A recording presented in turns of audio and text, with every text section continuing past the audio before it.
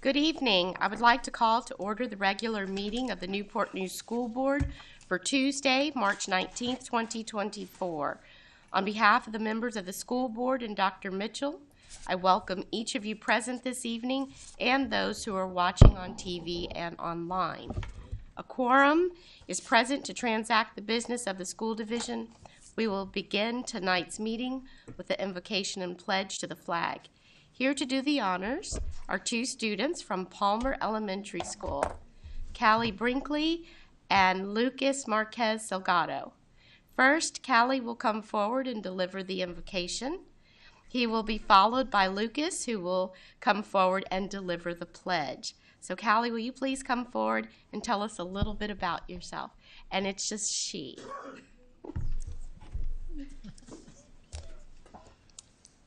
Go ahead. Some things about myself is I love pink. I do too. I love dogs. I do too. My favorite meal is probably fries. My favorite subject is math and science. And I love to be kind to others. Oh, thank you. Ready to do the invocation? Go ahead.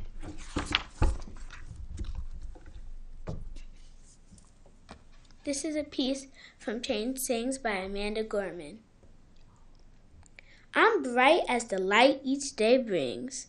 There is love where my chain sings. I show others tolerance, though it might take some courage. I don't build a taller fence, but fight to build a better bridge. I talk not only of distances from where and how we came, I also walk our differences to show we are the same. I'm a movement that roars and springs. There's a wave where my chain sings. Chain sings where? There, inside of me, because I'm the change I want to see. As I grow, it grows like seeds. I'm just what the world needs. I'm a voice where freedom rings. You're the love your bright heart brings. We are the waves starting to spring, for we are change. We sing. We're what the world is becoming, and we know it won't be long. We all hear change drumming. Won't you sing along?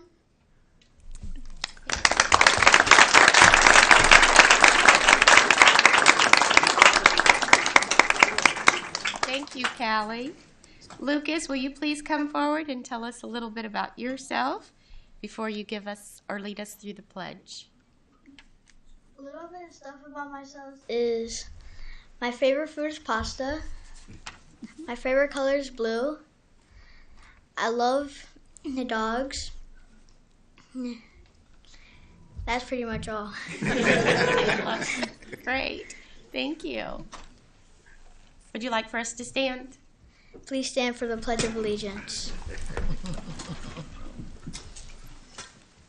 I pledge allegiance to the flag of the United States of America and to the republic for which it stands, one nation, under God, indivisible, with liberty and justice for all.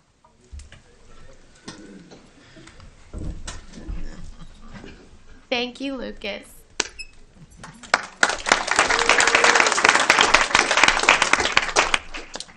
We want to thank both of you for joining us at tonight's meeting. It means a lot to have you come and read for us and lead us through the pledge. And do you have some family or school family with you today? Okay, would you guys stand? Thank you.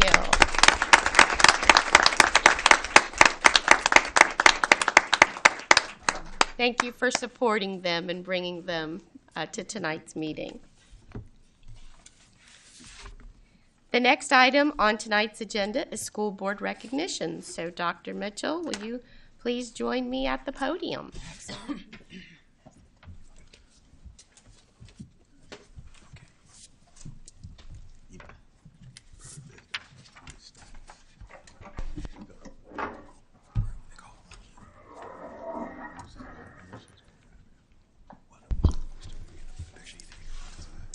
Good evening. I have the honor and privilege of recognizing some outstanding student athletes this evening. And it's going to be sort of hard to follow both Kaylee and Lucas. You did a fantastic job. Our first honorees this evening earned back-to-back state championships. On March 9th, the Woodside High School boys basketball team earned the 2024 Virginia High School League Class 5 state championship with the 53-33 victory over L.C. Byrd High School at the Virginia Commonwealth University Siegel Center in Richmond. Tonight, we're honored to recognize these talented athletes. Please join me in congratulating them as we call each team member's name. Silas Barksdale, would you please come forward?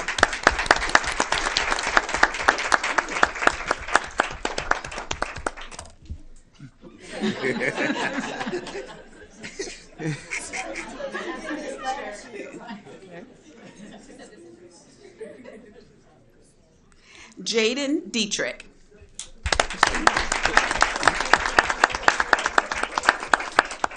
Jermaine Dietrich.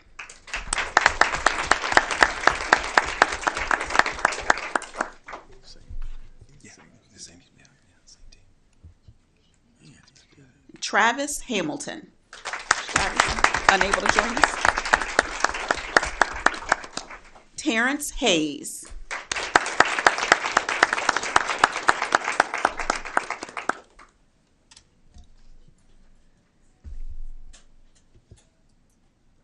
Jordan Houston.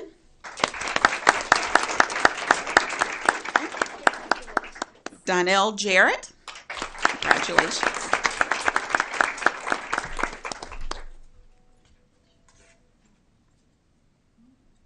Michael Jenkins. Michael, make it? Okay. Marlon Montague.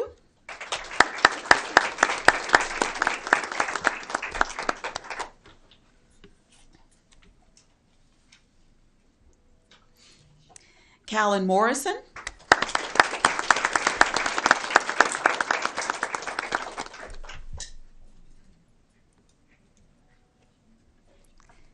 Jacoby Reed.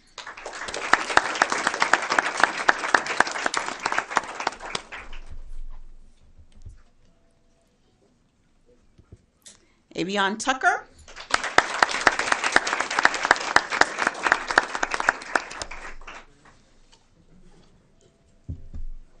And rounding out the team, Messiah Wells Stevens.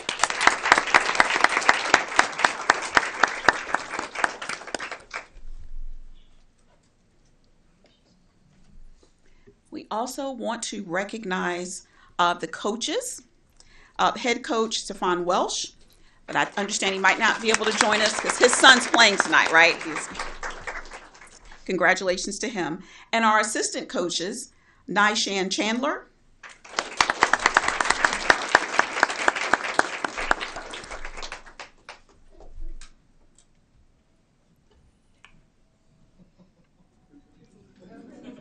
Coach James Dix,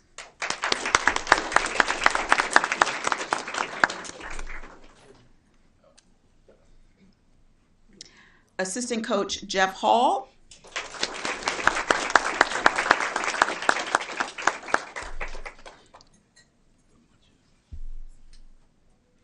and Assistant Coach Tay Langford,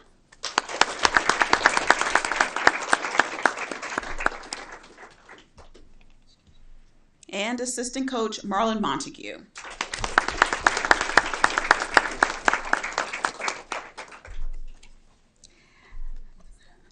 We also have the school board and superintendent have prepared a special resolution for these student athletes, and I'd like to read it in part.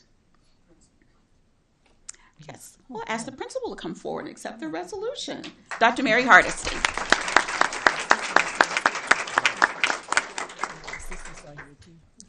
The resolution reads in part, Resolution of Recognition honoring Woodside High School boys basketball team as the Virginia High School League Class 5 state champions. Whereas the Woodside High School boys basketball team earned the 2024 Virginia High School Class 5 state championship with the 53-33 victory over L.C. Byrd High School's team on March 9, 2024, at the Virginia Commonwealth University Siegel Center in Richmond, Virginia. And whereas with this victory, the Woodside Wolverines earned back-to-back state championships in 2023 and 2024, a feat that was repeated after almost 2 decades when the Wolverines earned back-to-back state basketball titles in 2004 and 2005. And whereas the boys basketball team finished their season with an outstanding record of 27 wins and 1 loss, and whereas this team you see in front of you captured the state title, and whereas the athletic talent displayed by this team is due in part to the efforts of head coach Stephon Welsh, who is the first former basketball player from Hampton Roads to win back-to-back state titles as both a player and a coach, and assistant coaches Nyshan Chandler, James Dick, Jeff Hall, Tay Langford, and Marlon Montague, the support of the team's family and friends, and a host of other fans and supporters.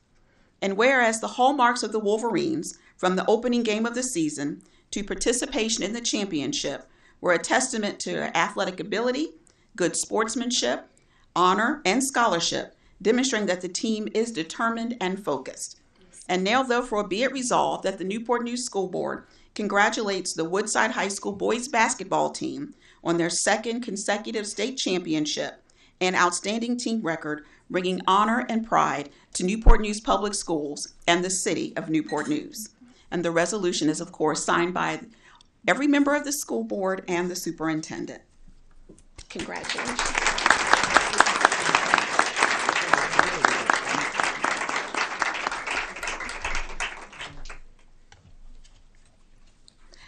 We also want to take a moment to congratulate Silas Barksdale. In honor of his outstanding season, he was named the Peninsula District Boys Basketball Player of the Year. He averaged 18 points, 14 rebounds, 5 blocks, and 6 assists in the regular season. In addition, Michael Jenkins was named to the first team, and Jermaine Dietrich and Travis Hamilton were named to the second team, and Messiah Stevens earned an honorable mention. Gentlemen, again, congratulations on a great season. Let's give them one more round of applause.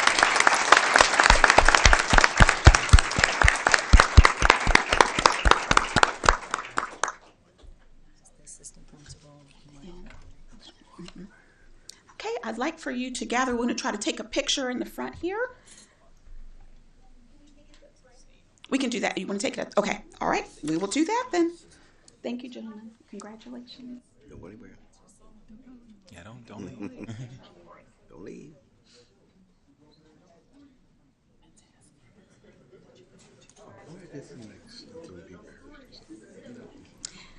This evening, we also have the honor and privilege of recognizing another outstanding student athlete who has achieved great success.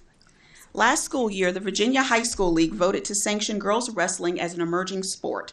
Our next honoree, Jordan Anderson, has excelled and earned a state championship in her weight class. Ms. Anderson, would you please come forward?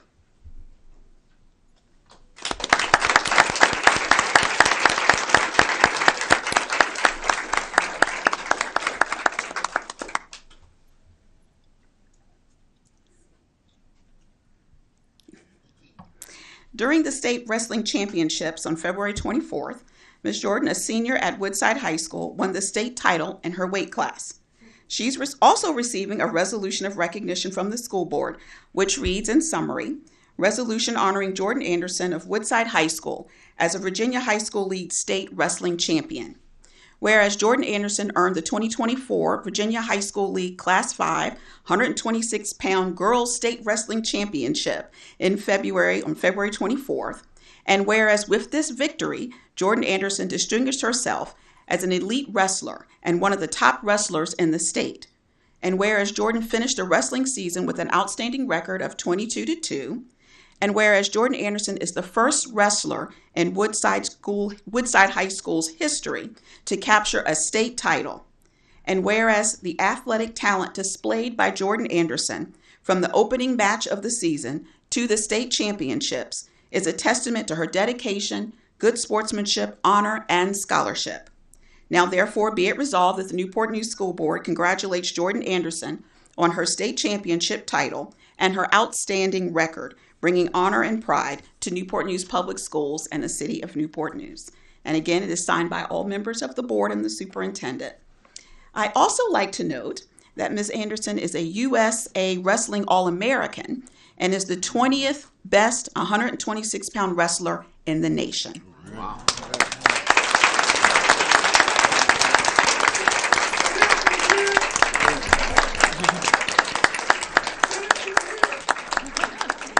And I understand she's preparing for world qualifiers to be held in April. Congratulations.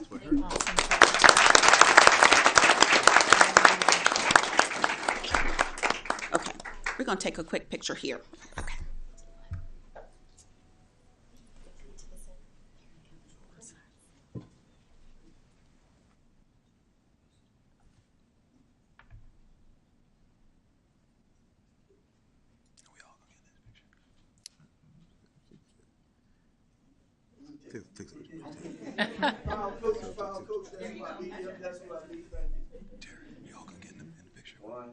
They said we're going to take a picture at the break. All right.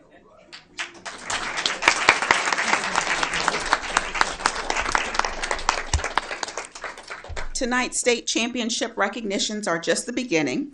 In the coming weeks, we know there'll be other celebratory events to commemorate these talented student athletes. We do want to take a moment, though, to acknowledge their family members that are present this evening. Would you stand to be recognized? They're family members of ours. Thank you very much. Thank you for joining us.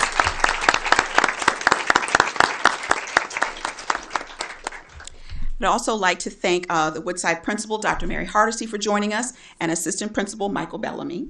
Thank you.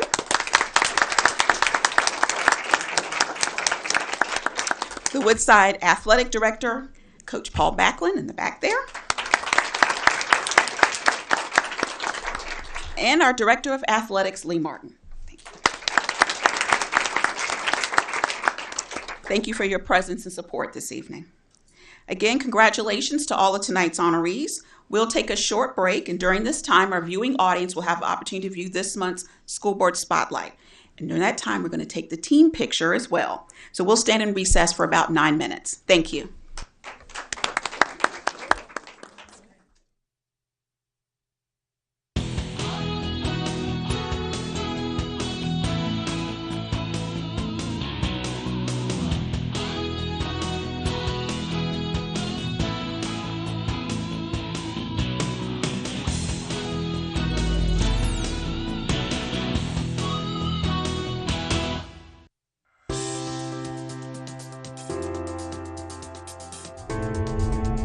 Get ready to fuel your future with science.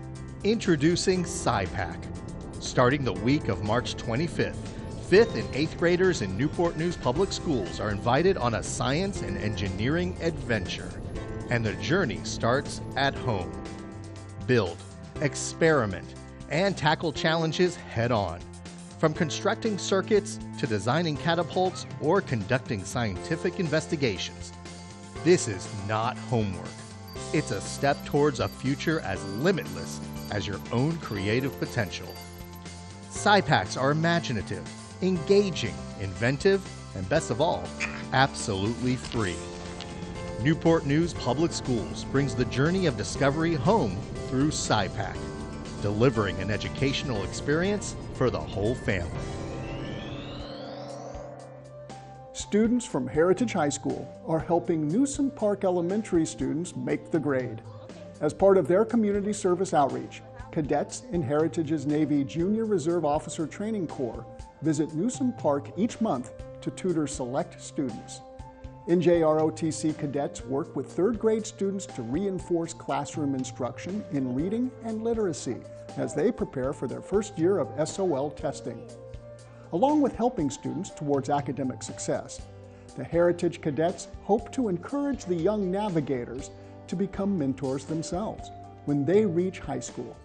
The academic partnership began in November, and students are already showing improvements in the classroom. Cadets take turns volunteering each visit to give them all an opportunity to grow as productive citizens and acquire valuable volunteer hours to earn the Community Service Ribbon Award. And for cadets that are also enrolled in Heritage's University Magnet program, these service hours help them fulfill their necessary graduation requirements. By partnering together, students at Newsom Park and Heritage are building valuable relationships and gaining skills that will last a lifetime. Love is in the air at Rich Neck Elementary, but it's also covering the doors, with hearts decorating every classroom entryway. This February, the Rich Neck family was invited to cover our doors with love. Early in the month, every raccoon was sent home with a paper heart. Students were encouraged to decorate the hearts and write kind messages to their teachers, friends, or any staff member. Parents also participated by writing messages of support to their students' teachers, thanking them for all their hard work and dedication. Teachers wrote many inspiring and encouraging messages to their students, and staff members also encouraged one another by placing hearts on their co-workers' doors to lift them up and boost school morale. As the hearts poured in, classes decorated their doors, with some even placing hearts on their desks as a reminder of how much they are cared for and loved by their teachers and friends. Cover Our Doors with Love was a simple activity to complete, but small gestures can leave meaningful, lasting memories. Together, the Rich Neck family made kindness and love a priority, which will long be remembered. Student teams from across Newport News Public Schools competed in an elementary engineering design challenge to build a working lighthouse. Organized by the instructional STEM team, each elementary school selected 4-person teams from 4th and 5th grades to participate at Newsom Park Elementary, home of the Science, Technology, and Math Magnet program. After receiving the criteria and goals for the Sea of Light themed challenge, the student teams split up their workload. 2 students worked as civil engineers to construct a lighthouse with specific height requirements. Meanwhile, the other 2 members learned about electrical engineering to properly construct a battery-powered light to assemble inside their school's lighthouse. Since the U.S. Coast Guard maintains certain lighthouses, they were the community partner for this specific challenge. At any point during the challenge, students could ask for help from the U.S. Coast Guard members in attendance. There were also high school students from Heritage's Governor's STEM Academy who assisted the young engineers as they safely constructed their lighthouses. At the end of the allotted time, the team's creations were judged and scored. General Stanford earned 3rd place, Yates came in 2nd, and Rich Neck shone brightly as the top winner among all Newport News elementary schools. Discovery STEM Academy hosted an evening event to make healthy choices fun for the whole family. While celebrating National Family Engagement Month and American Education Week, over 100 students and their families attended Family Fitness Night. As families moved throughout the school, they were invited to participate in a dozen activity stations hosted by educators and community partners. Each station promoted movement while reinforcing academic concepts, many of which can be replicated at home for families to grow and learn together. Families combined ingredients to create their own healthy trail mix, played games with an athletic twist, and completed math problems to see how many exercises they needed to complete.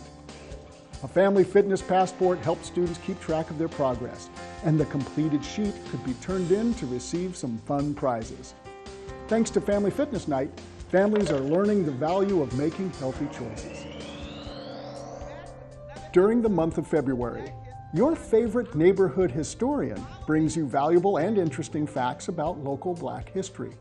For the past few years, Shonda Tabb, a 7th grade social studies teacher at Washington Middle School, has produced informative video shorts about some of the influential people, historical landmarks, and Black history events that happened right here in Hampton Roads. Each week, she produces multiple videos, sometimes traveling beyond the walls of Washington Middle School to share a wealth of cultural and historical knowledge. This year, her videos have focused primarily on the school's namesake, Booker T. Washington, and his impact on our community and the nation. Washington students help her with many of the videos, either working behind the scenes recording and editing, or starring in the videos that are shared on social media. By getting students involved, Shonda Tabb makes history exciting and relevant for her scholars. And by sharing these videos for all to enjoy, our favorite neighborhood historian helps us realize that Black history is American history.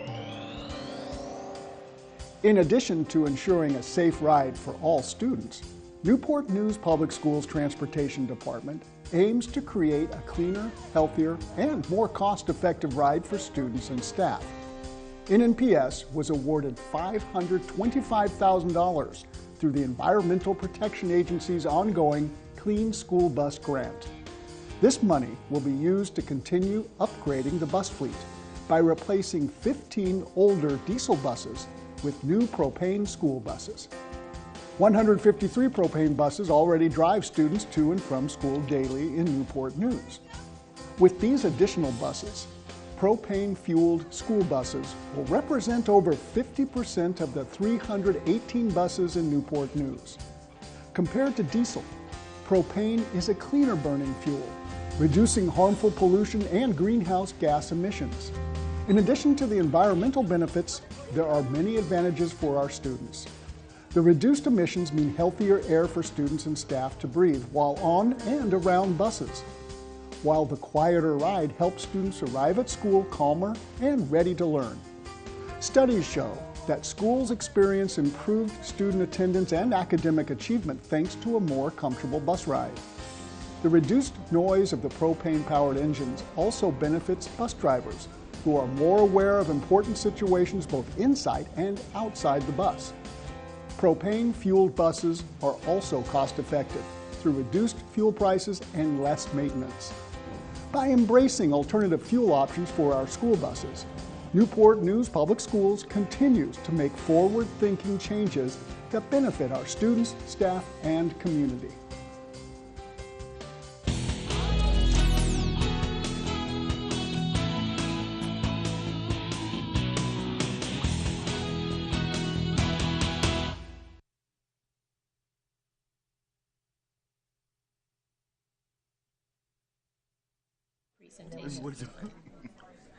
I mean, it was years ago. Okay. It was years ago. I hope you enjoyed this month's School Board Spotlight. During our regular meetings, we provide time for the public to address the school board. These opportunities are scheduled in the early part of our agenda and towards the end of the meeting. As advertised, citizens may submit comments via email up to 30 minutes prior to our meeting time to be included in the official meeting record. For those of you joining us in person, the board considers this an opportunity to listen to your comments. Please understand that we will consider your concerns.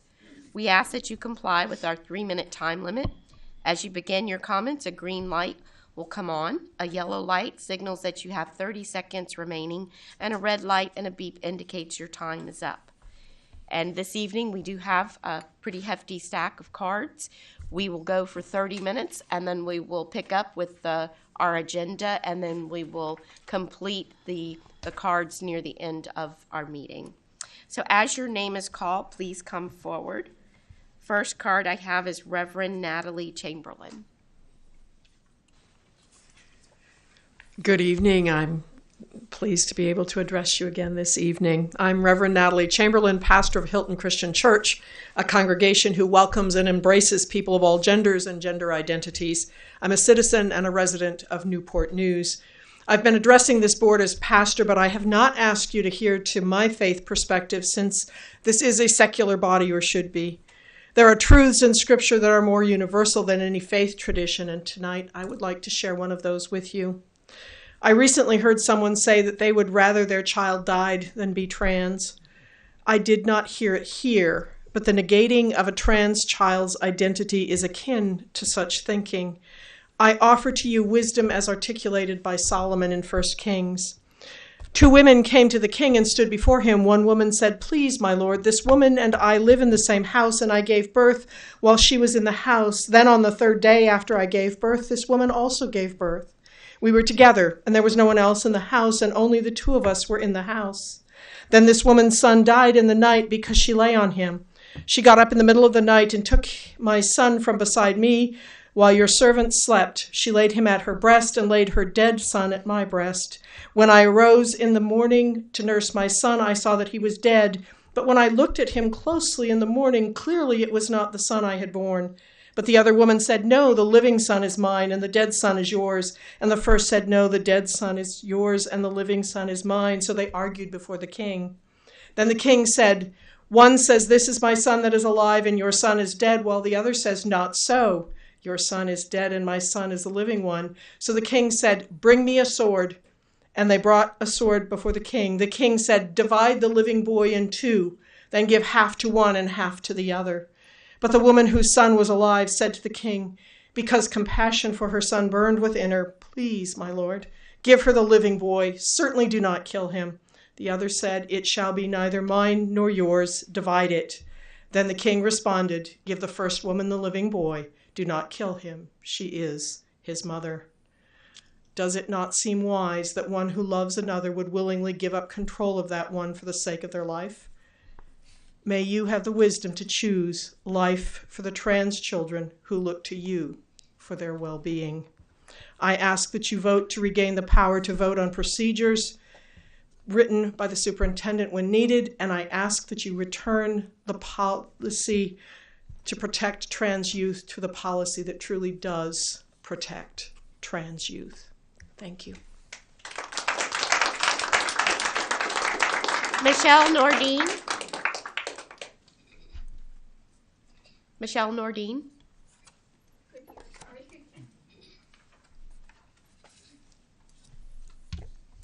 Good evening, Chairman Searles Law, Dr. Mitchell, and school board members.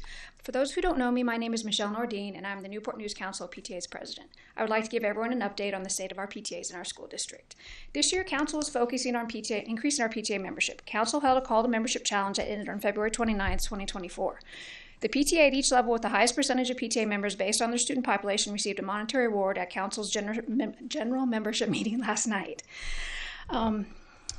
I would like to inform you that Hilton PTA won the elementary division with 48.6%, Huntington PTSA won the middle school division with 45.4%, and Warwick PTSA won the high school division with 9%. Warwick just left. No, that was Woodside, sorry.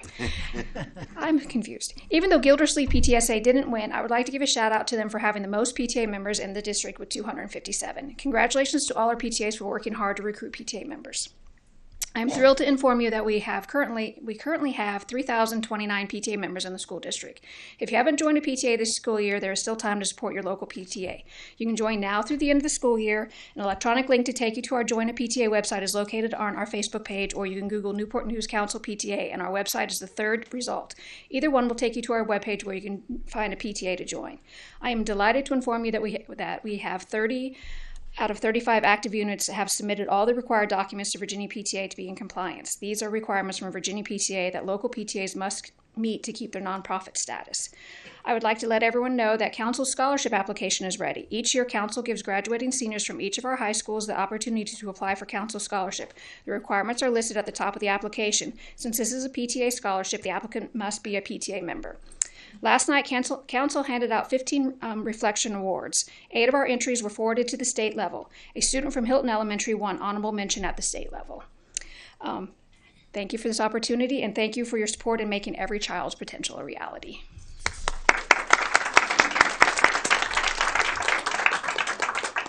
Eric Burton.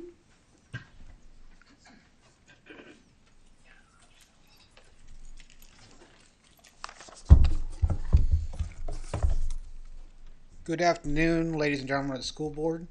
My name is Eric Burton. I'm a bus driver for the Newport News Public School System. I'm also a tree driver for one of our schools. I'm also on our Rights and Responsibility Committee, along with a union representative in the upcoming conference. I'm also a state delegate. I have over 10 years of transportation experience, ranging from school systems, theme parks, transit, and truck driving. We need your help on fixing our transportation system. We have everyday students that get on these buses, and we are expected to watch them, mentor them, make sure they get their home and to school safely. But this is very hard. We're losing drivers faster than what we can recruit them. Part of the reason is we don't have access to Synergy. We are one of the few departments that still do a paper referral. Due to that, when they are turned in, sometimes in order to keep students in our school systems and not to suspend them or do anything with them, we take them, we throw them in the trash can, and then never gets put in. We also are still expecting our drivers to drive over 50% of the buses without AC. We expect our students to also get on these same buses, even when it's 95 degrees or more outside. It's illegal to even put a dog or pets in vehicles like that, but we expect our children.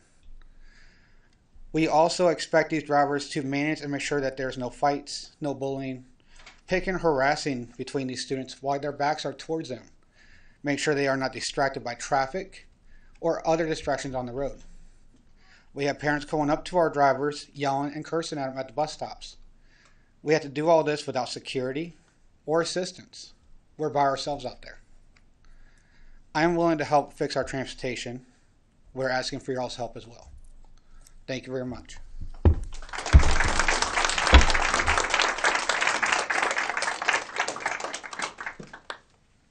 I think it's Lysel Jones. Liesel Jones.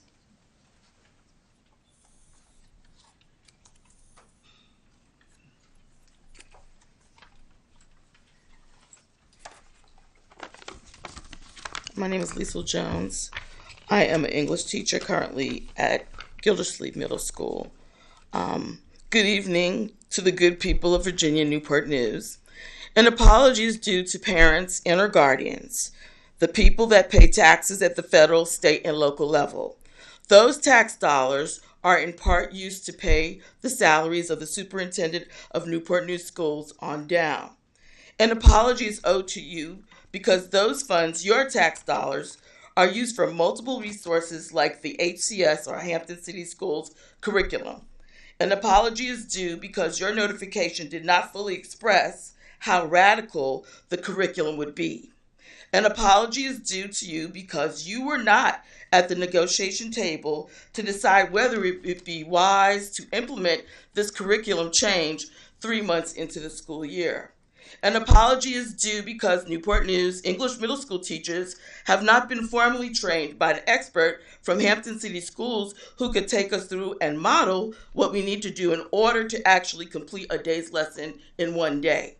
As a result, we pretty much as teachers have been winging it in the classroom. Yesterday, I sat through an introduction by Dr. Rogers. He stated in so many words that it can be hard for teachers to adapt or embrace change.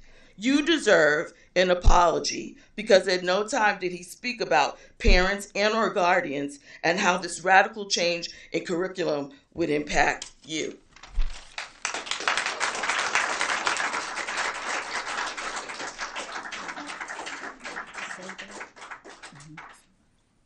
Sabin Rogers.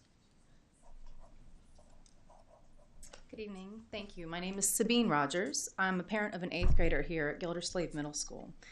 I'm here today to express my concerns over the change in literary arts curriculum and its negative impact on my child's education.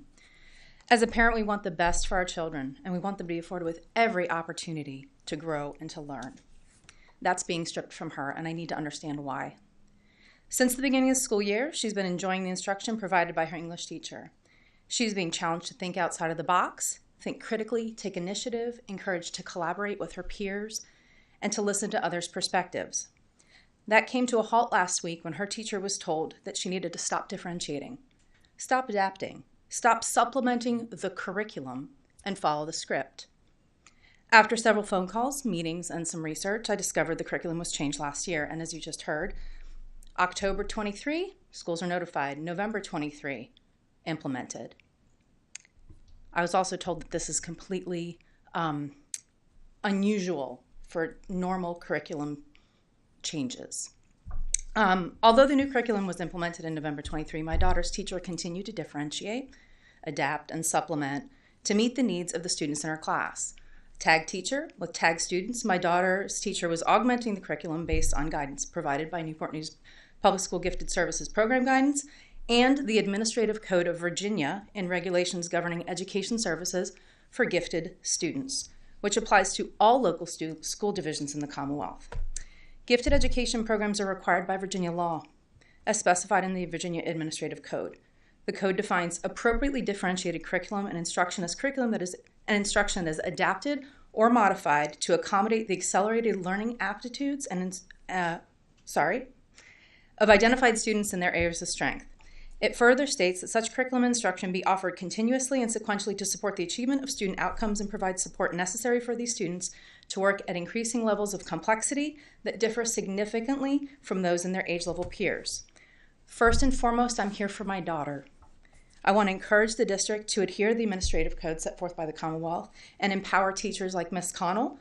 She's having a positive impact on the students in her class, the lives of those students, and it allow her to continue doing what Newport News Public School says is its mission every day, to ensure that students are college, career, and citizen ready. In addition, I'm here for all students impacted by this change. I've seen the curriculum.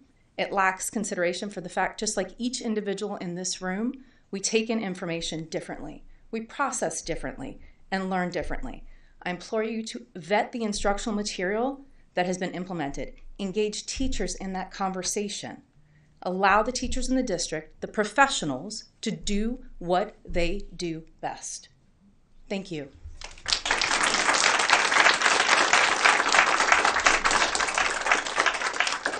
Heather Westheimer.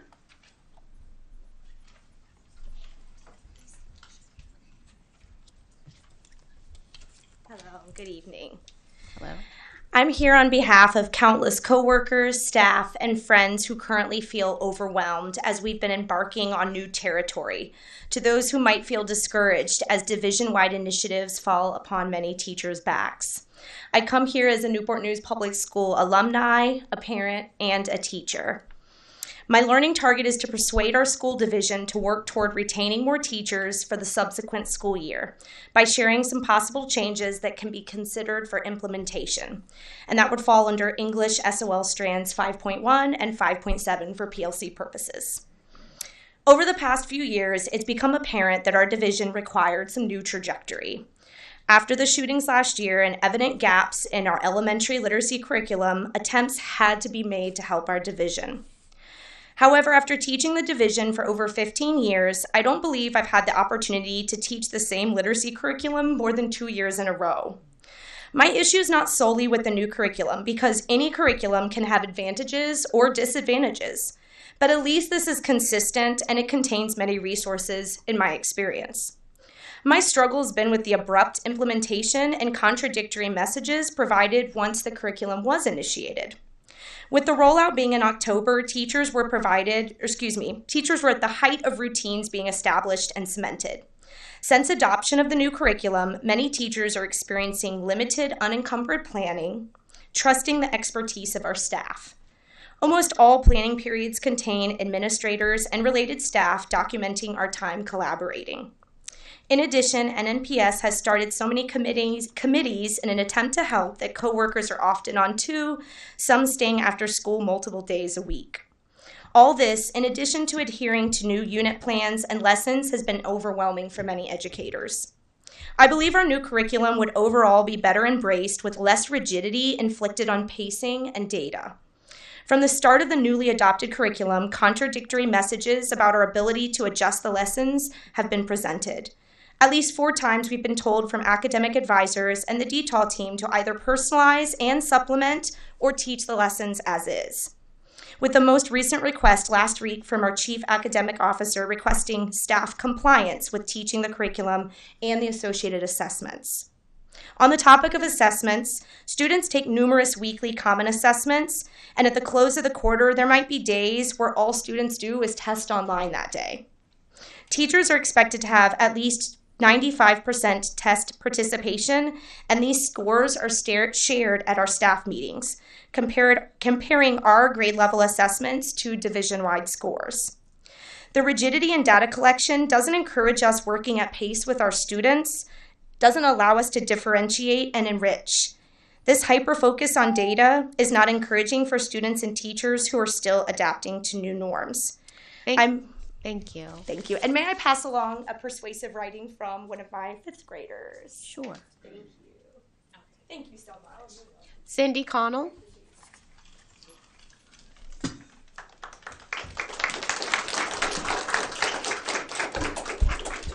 Good evening. My name is Cindy Connell. I teach 8th grade tag English at Gildersleeve Middle School.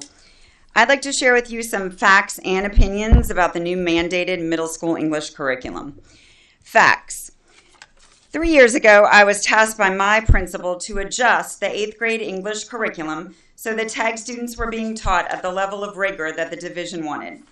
No one in NNPS during the course of the last 3 years has questioned my not using the provided curriculum because I'm teaching the same skills and standards as the curriculum.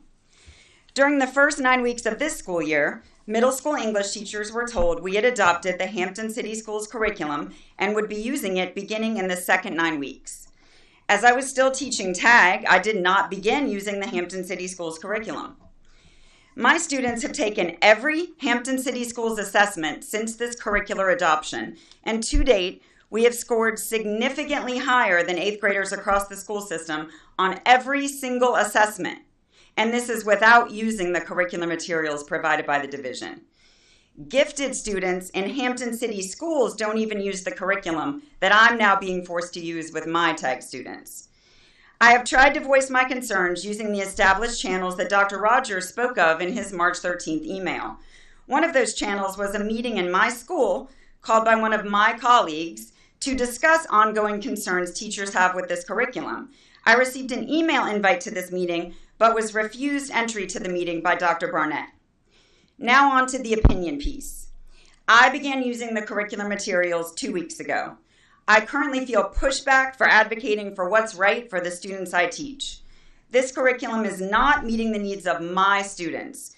With this curriculum, my students are disengaged, disheartened, and angry. I don't blame them. I am too. I love my job. It's not just a paycheck to me. It's what I'm meant to do, and I'm good at it. I put my heart and soul into it. Being forced to now bore my students with a redundant, disjointed, slides-based curriculum makes me not want to go to work. I'm now failing the students I teach. I feel as though my hands are being tied, and I don't understand why. My message is to parents who have a middle school student in the TAG program. The TAG program is dead. TAG English teachers are now forced to use the same curriculum as every other English class in Newport News, a curriculum that only has them stare at screens and read excerpts. No novel studies, no book projects, no independent reading, no creative writing, just slides meant to help them pass a test. They don't need any help passing in the first place. Thank you.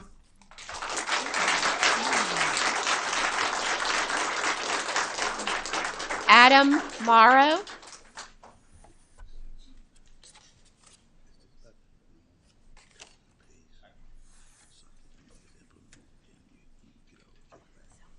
Good evening, ladies and gentlemen of the board. On a completely different note from the important issues that have been raised before, I just want to bring something up. You've all probably received emails recently, at least one, probably more, about the school's policy on trans rights. And I just want to point out, everyone who sent that email signed a petition, but not everyone who signed the petition did. There's about 200 people who live in Newport News who signed the petition. And out of curiosity, a couple days ago, I looked up the margins for some of your recent elections. Some of them were thinner than 200 votes. A lot thinner. That's all I wanted to point out. Thank you. Have a good evening.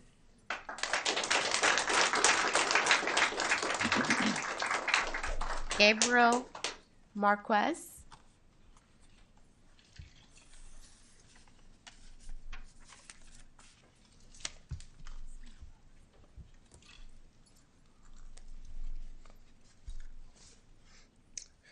Yes, good evening to the ladies and gentlemen in the audience, and I wish a good evening to the board as well. My name is Gabriel Marquez. I'm speaking as co-chair of the Tidewater DSA, and I'm speaking as a father as well of a young daughter. I didn't prepare any eloquent words tonight. I didn't have time. I apologize to my fellows for that. So I just like to say, 1 second. Yes, I'd like to say that I'm here once again, because you've probably seen me before, to ask that the school board amend the policies preventing their taking of the vote to revoke Governor Youngkin's model policies that were undemocratically adopted last year by the superintendent.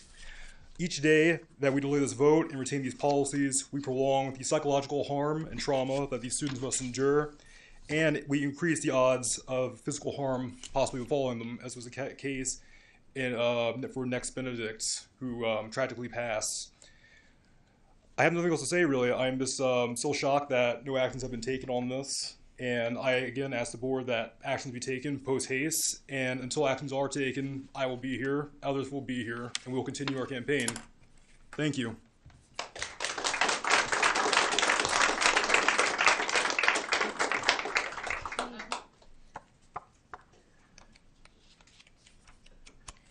Okay, we will now move on to Section 3, the consent agenda, which includes 3.01 minutes from the regular meeting from February 20th, 2024, 3.02 minutes from the work session, February 20th, 2024, 3.03 minutes from the special meeting, February 2024, 3.04 financial reports, including the revenue report for February 2024, the expense report for February 2024, the child nutrition reports for February 2024. 3.05, the personnel report. 3.06, the budget transfer. At this time, can we have a motion to approve the consent agenda? Madam Chair, I move to approve the consent agenda as presented. Okay. Do I have a second? Second. Thank you, Mr. Harris. Any discussion? Madam Clerk, please call the roll. Dr. Best. 4. Mr. Brown. 4. Mr. Harris. 4. Mr. Hunter. 4. Mrs. Alger. 4. Mrs. Amon. 4. Mrs. Searles Law. 4. Motion carries 7-0. Thank you. And the next item on our agenda is Section 4, action items. On the agenda this evening is 4.01, the proposed 2024-2025 operating budget. Dr. Mitchell. Thank you, Madam Chair. As you know, Scarlett Minto has shared the superintendent's proposed budget at our previous meeting, and tonight we will be asking you to vote on it. But prior to that, Ms. Minto will come forward to give an additional overview. Thank you, Ms. Minto. Thank you.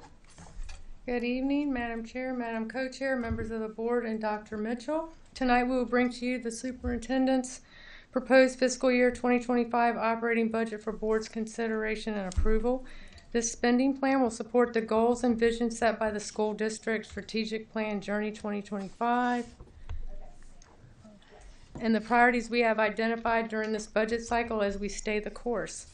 I just want to mention it does take a village. At this time, I'd like to personally thank our executive and senior leadership teams, department heads, my budget staff, and human resources for all the support and hard work that it has made it possible to bring a balanced budget for approval tonight. I also want to give a shout out to the city manager and city finance for their support during this process. For the superintendent's proposed fiscal year 2025 budget, we are projecting total revenue of $386.6 million. This projection includes an increase of state funding of $1.7 million, a city request of $3.5 million, and no change expected in federal or other revenue, for a total increase over fiscal year 24 of $5.2 million. We continue to make compensation a priority to ensure we can attract and retain the most qualified staff.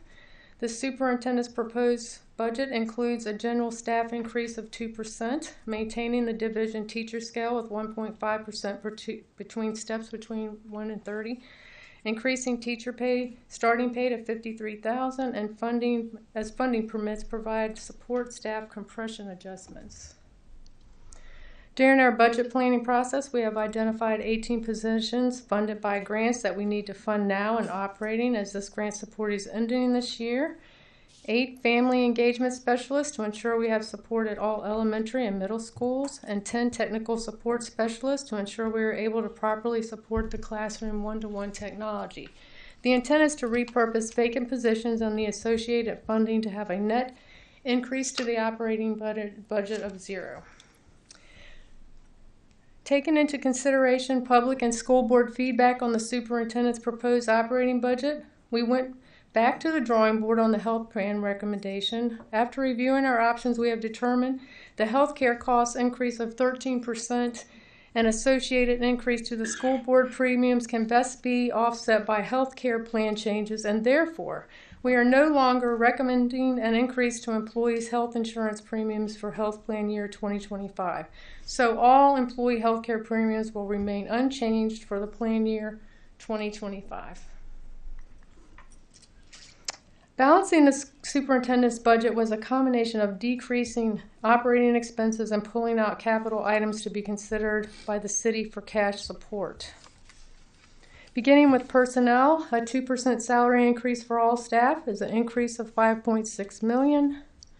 8 family engagement specialists and 10 technology support specialists is an increase of $1.4 million.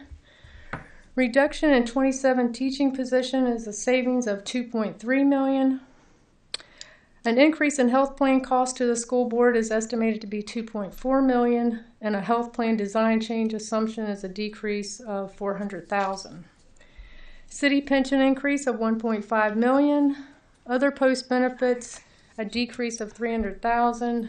Virginia retirement premium reduction of savings of $900,000. For non-personnel contract services savings of $1.6 million. New Horizons increase estimate $200,000. Fuel and utilities increase $300,000. Educational materials increase $500,000. Turnover and attrition, a decrease of $5.3 million. A one-time savings cost of $1.1 million. In addition,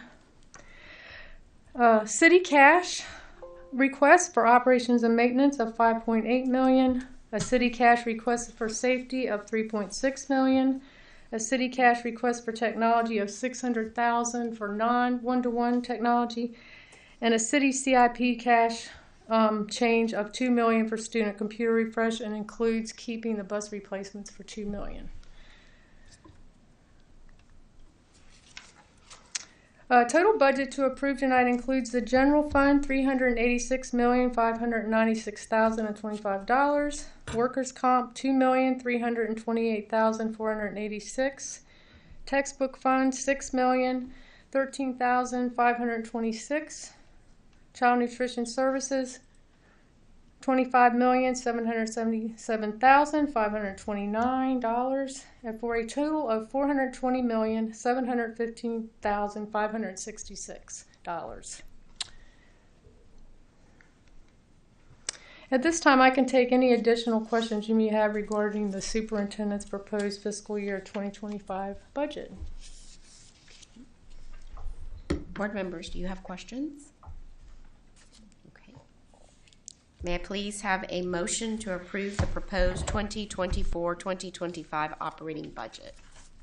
Madam Chair, I move to approve the FY25 proposed budget in the amount of $420,715,566.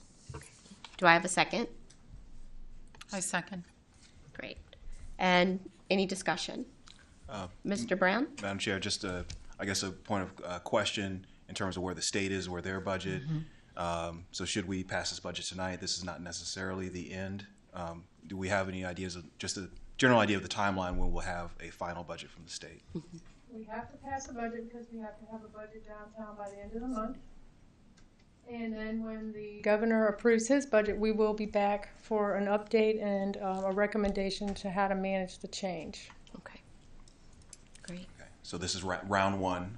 Round one. Yeah. Round one. Good way to put it. That's right. Other questions at this time? Ms. Minto, I just really want to thank you for all the hard work. This was a budget I was dreading because it's at the point that we are done with CARES Act funding. And as much as we want to say we didn't rely heavily on it because we knew it would go away. It was hard not to for the adjustments and changes that we needed to do during a tough time. So hats off to you and the superintendent. I know I called several times and you all were meeting, and I knew you were doing the hard work of the division. So thank you for that. You're welcome. Madam Clerk, please call the roll. My pleasure. Dr. Best? 4. Mr. Brown? 4. Mr. Harris? 4. Mr. Hunter? 4. Mrs. Alger? 4. Mrs. Amon? 4. Mrs. Searles Law? 4. Motion carries 7-0. Thank you. The next item on our agenda is 4.02, the 24-25 proposed school calendar. Dr. Mitchell.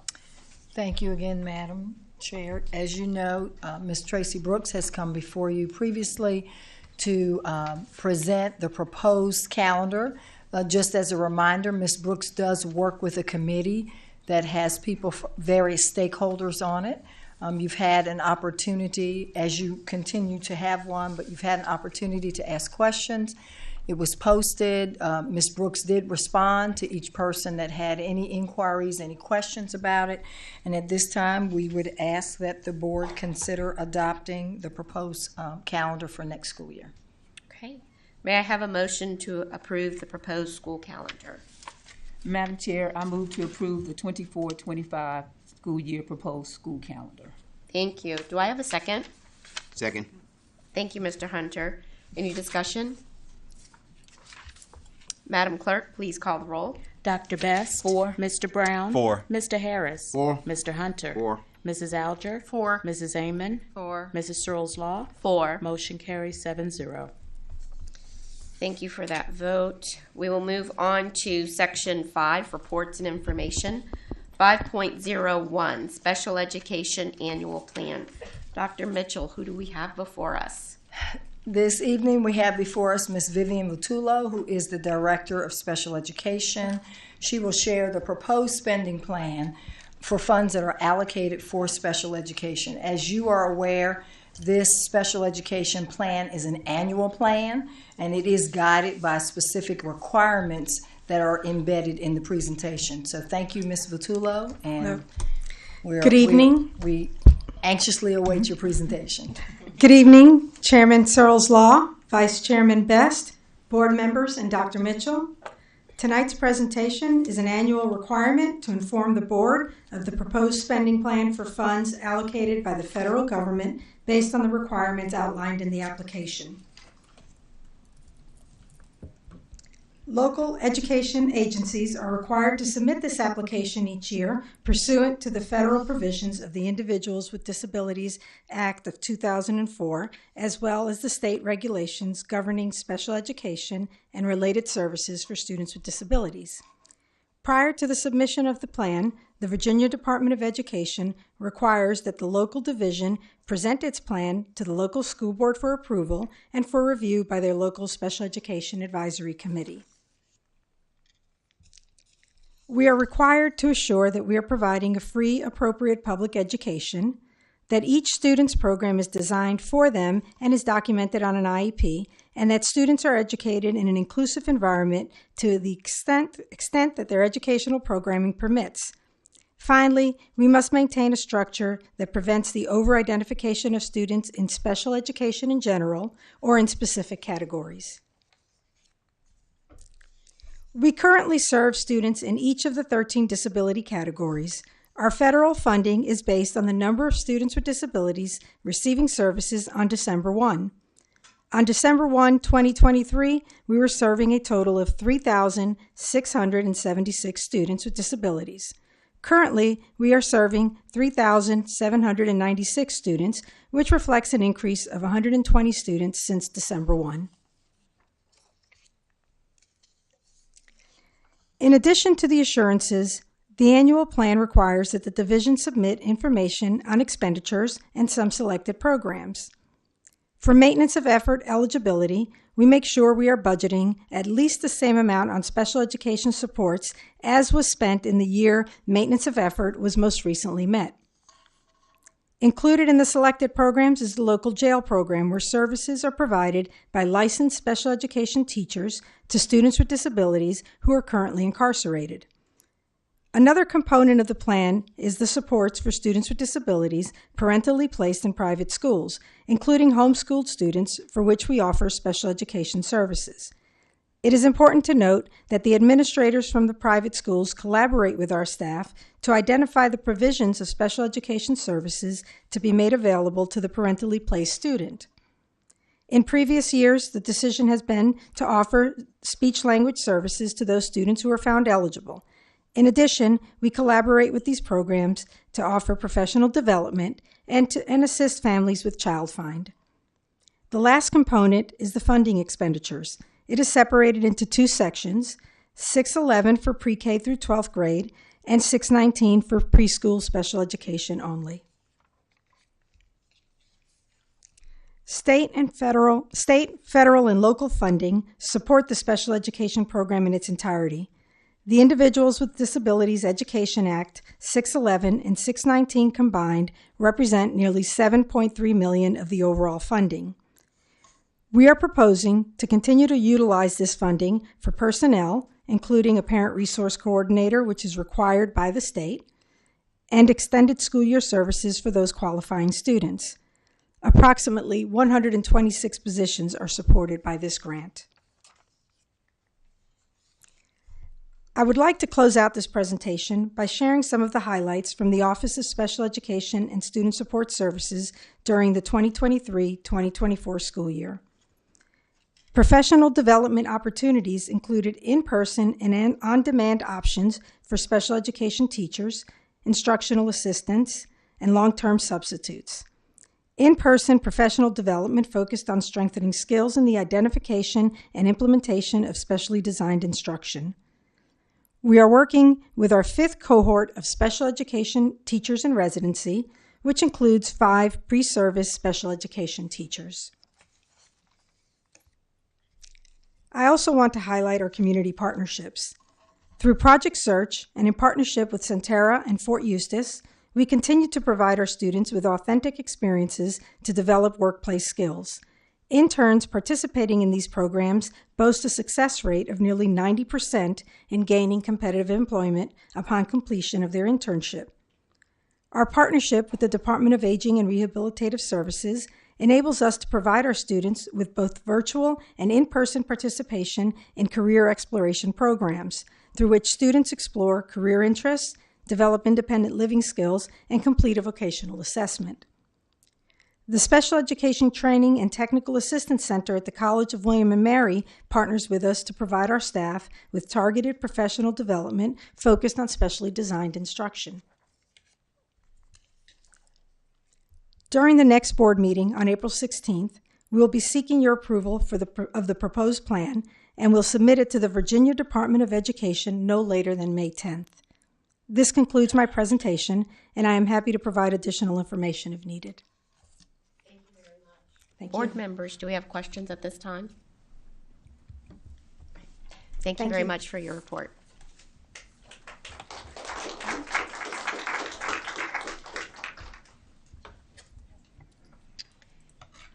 The next item that we will cover is the 5.02 new and revised policies. So Dr. Mitchell. Thank you very much. Ms. Tracy Brooks is going to come forward at this time to share with you some reviewed and revised policies and procedures. Thank you, Ms. Brooks. Great. Good evening, Madam Chairman, Madam Vice Chairman, members of the board, and Dr. Mitchell. Of the 37 policies, procedures, and exhibits that the School Division's Policy Committee reviewed and posted on board docs, it is a pleasure to share highlights from 8 of the revised policies and procedures with you this evening.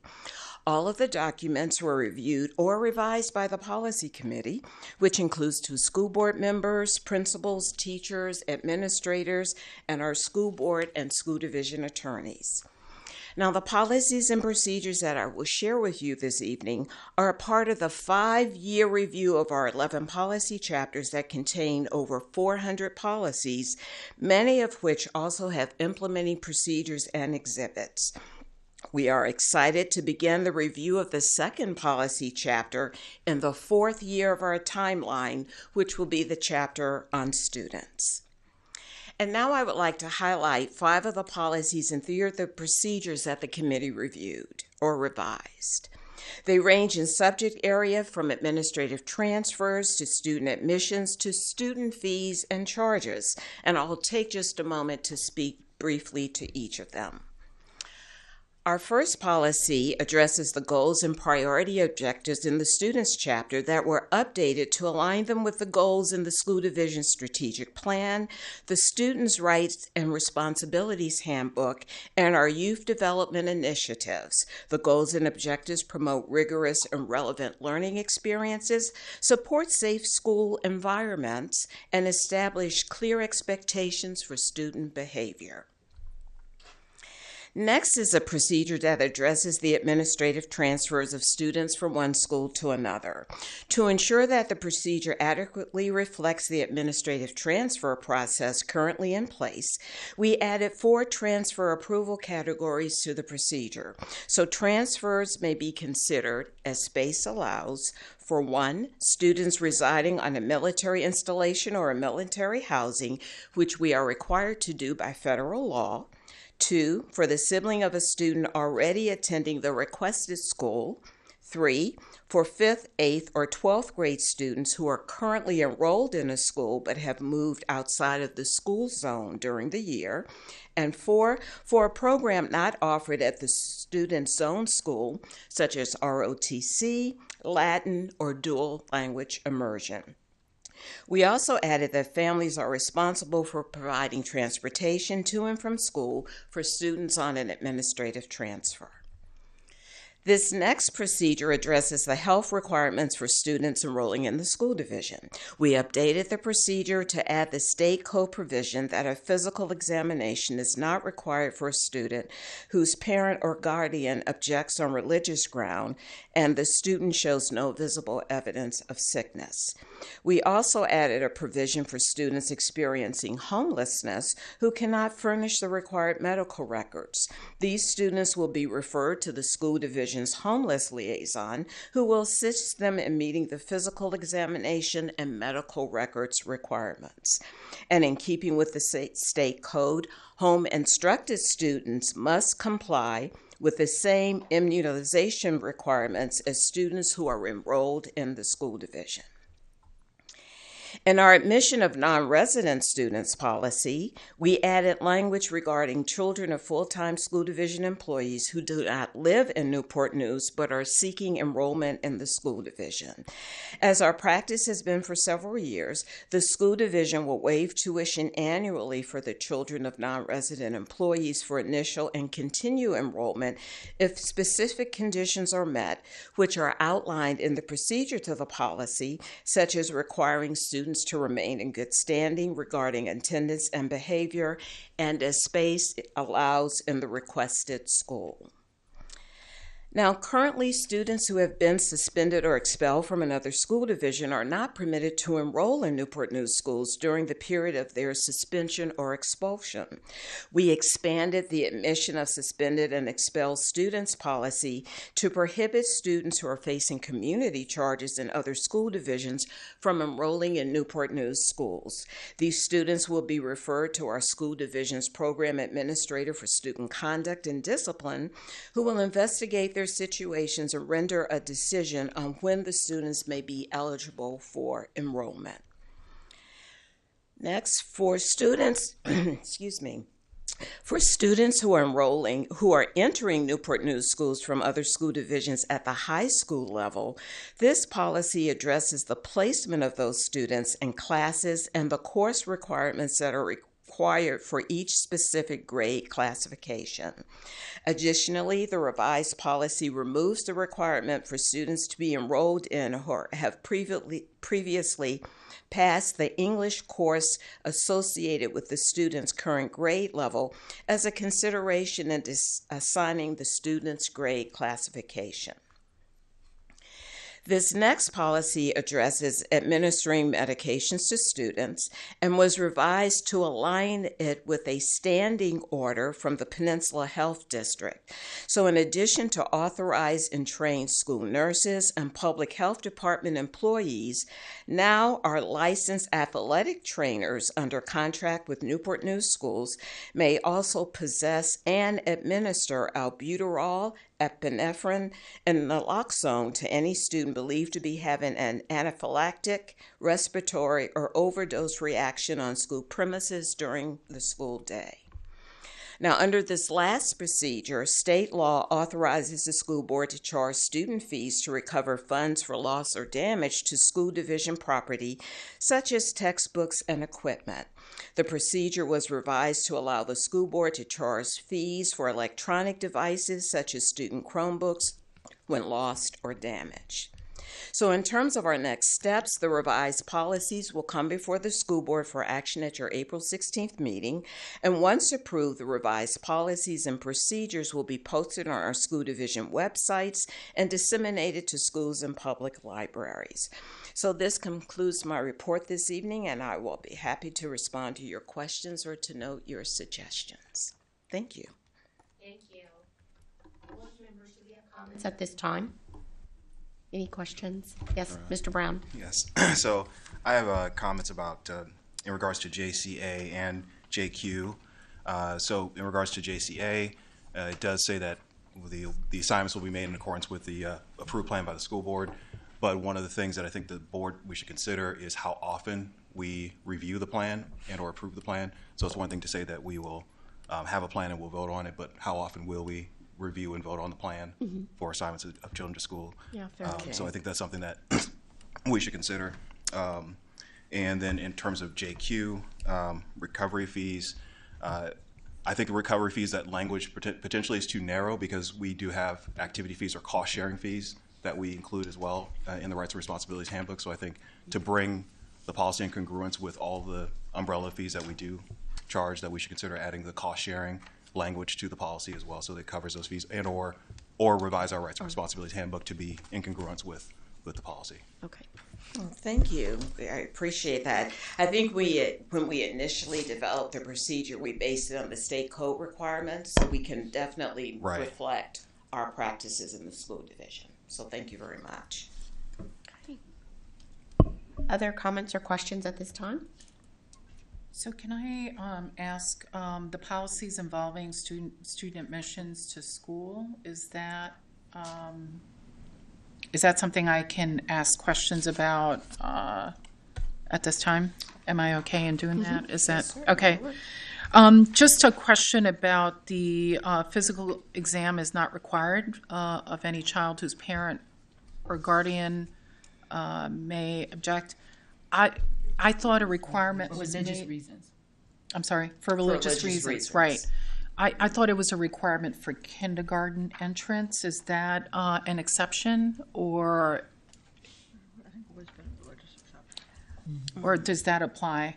So you mean state law? It's state law. Right, state law, right. That's what I was wondering. It's not something that we can waive. I'll have to check on that, Mrs. Alger. Yeah. I'm just going to say we can look that up and get you an answer on that. Yeah, because for kindergarten. Because I thought that was required upon entering school, and I wasn't sure if that was. This is regarding the waiver for religious reasons you're talking about. So yes, I need to look at that, and then okay, you can weigh in as well. So we will check on that. Okay, I was just wondering about that. Also, the admissions to school. I was thinking in terms of, and I don't know if I'm just questions I have about individuals who may not have proof of address, such as individuals who are undocumented when they move into the area. I believe they have to provide 2 pieces of evidence as far as where they live, and I'm wondering if we can look at that.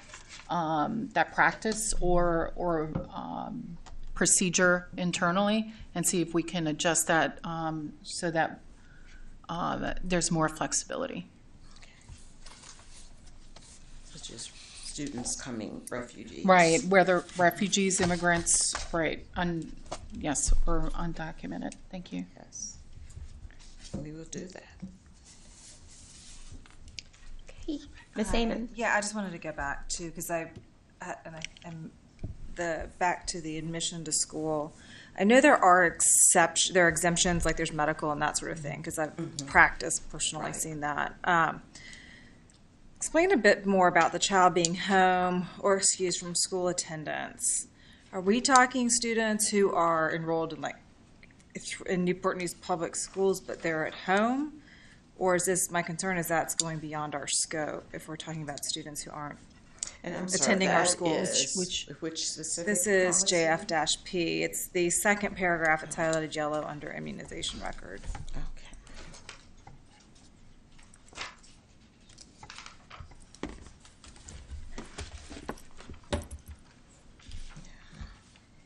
I do not have that in my stack, so I will have to get back with you on that. It's the home instructed students, so just making sure we're not going beyond our scope on that. Okay. I will check on that procedure. Thank you. Thank you.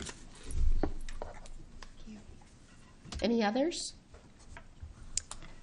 Thank you for the briefing. We appreciate it. Thank you Obviously, very we will much. be in touch. Yes, indeed. Thank you. We'll move on to 5.03, Curriculum Implementation Update. Dr. Mitchell. Thank you, Madam Chair. This is our final presentation of the night. And as you are aware, we did make a curriculum shift this year. We do feel it is very important to share where we are in the implementation process. Tonight, you will see some areas needing growth. You will also see some areas where there has been growth. And at this time, Dr. Rogers will provide a curriculum implementation update. Thank you, Dr. Rogers. Thank you, Dr. Mitchell. Good evening, Chairwoman Searles Law, Vice Chair Dr. Best, school board members, and Dr. Mitchell again. This evening, I will provide you with a high-level academic update on our progress with curriculum, instruction, and assessment. In the presentation, I'll share briefly about our progress with curriculum, instruction, and assessment writing with our Streamlining the Curriculum project. I'll also give you a high-level overview of how our implementation of the Hampton City Schools and the Newport News Public Schools curriculum implementation and student progress is going. Lastly, I'll share how these elements support our instructional program and ensure ongoing student success in our school district. What you see in front of you, if you remember, at your October meeting, we shared SOL accreditation data and targeted intervention to address literacy and numeracy at the elementary, middle, and high school levels, and especially in English and science at all grade levels. Those areas still remain a focus for us, and we are paying special attention to our progress at the middle school level in science as well as in English. And also as a reminder, in the fall, we did review the extensive curriculum audit and longitudinal SOL data and determined that we would make a shift in our curriculum to use the Hampton City Schools curriculum in all content areas in grades K through 5, as well as in English classes. And we still maintain our focus at the middle school level. I do think it's important to note that in Virginia, our educational system does operate under the guidance of the standards of learning. And these standards serve as a cornerstone of our academic expectations, outlining what our students should know and be able to do by the end of each grade level or course. However, it's also important to note and understand that while the SOLs establish the what of education, the standards themselves, our local division holds the reins when it comes to crafting the how, and that is where our curriculum comes into play. The curriculum does encompass the instructional materials, the resources, and the strategies that our dedicated teachers utilize to deliver the content that's outlined in the SOLs. And it's the dynamic framework through which we bring the standards of learning to life in our classrooms. So our teachers of students with disabilities, our English language learners, and our gifted learners are expected to work collaboratively with teachers and instructional staff in order to differentiate curriculum in order to meet the needs of the learners that they teach. So I do want to focus also on our work with Allison Zamuda and streamlining our curriculum. We've spent a lot of time focusing on Division of Literacy in Newport News, as well as with curriculum writing. And our team has done a fantastic job with that, and we're excited to share our progress with our principals on the 12th of April. So I want to speak about fidelity of implementation of the curriculum. One of the findings in the curriculum audit was a lack of fidelity of implementation across the school division, across grade levels, and across schools. At the heart of our educational mission is the commitment to consistency and excellence in curriculum implementation across all of our schools. And in order to achieve this, all teachers are expected to adhere to either the Hampton City Schools or the Newport News Public Schools curriculum, ensuring alignment and coherence in supporting both students and staff throughout our district. And it doesn't matter whether they have an IEP, whether they're an English language learner, or whether they're a gifted learner. Teachers are expected to differentiate the curriculum in order to meet the needs for those students that they teach. In order to ensure fidelity of the implementation of the curriculum, we maintain a robust system of monitoring and supporting schools to uphold those expectations. And this does include monitoring through lesson plans and classroom observations, both coupled with actionable feedback and tailored professional development to support teachers that may be having difficulty with implementation of the curriculum. So by leveraging that feedback loop, we can capture the strengths and identify areas of growth in the curriculum implementation. And our principals play a key role in that process. So for example, during our student support team meetings, we are diligently adhering to the state's requirements by aligning our curriculum with the standards of learning. And we do recognize the importance of this alignment in ensuring that our students receive a rigorous and comprehensive education that prepares them for success. So now I'll share some data with you. So as you know, we are piloting the VALS, of the Virginia Language and Literacy Screener, in place of the PALS, Phonological Awareness and Literacy Screener. This assessment is our mid-year assessment, what's shown on the screen above, data that shows promising increases in key literacy skills to include encoding, letter names, letter sounds, and real-world recognition. And to support that growth, we've implemented targeted strategies in our January professional development, including strategies that show teachers how to include explicit instruction, giving corrective feedback, as well as scaffolding. And during our SST meetings, we have a direct line communication with Dr. Mitchell, myself, and many other team members to support our schools in problem solving. So I want to share a little bit about the reading inventory progress. So the reading inventory is an assessment that's designed to evaluate our students' reading abilities, how to monitor student reading progress, how to set goals for reading growth, and match students to books at appropriate reading levels. So across grades 3 through 5, there have been notable increases in both advanced and proficient levels, both in reading from the fall to mid-year. Grade 3 saw a significant 28% increase in advanced and a 17% increase in proficient levels. Grade 4 demonstrated a 12% increase in advanced and 10% increase in proficient levels. Similarly, grade 5 showed a 22% increase in advanced and a 15% increase in proficient level.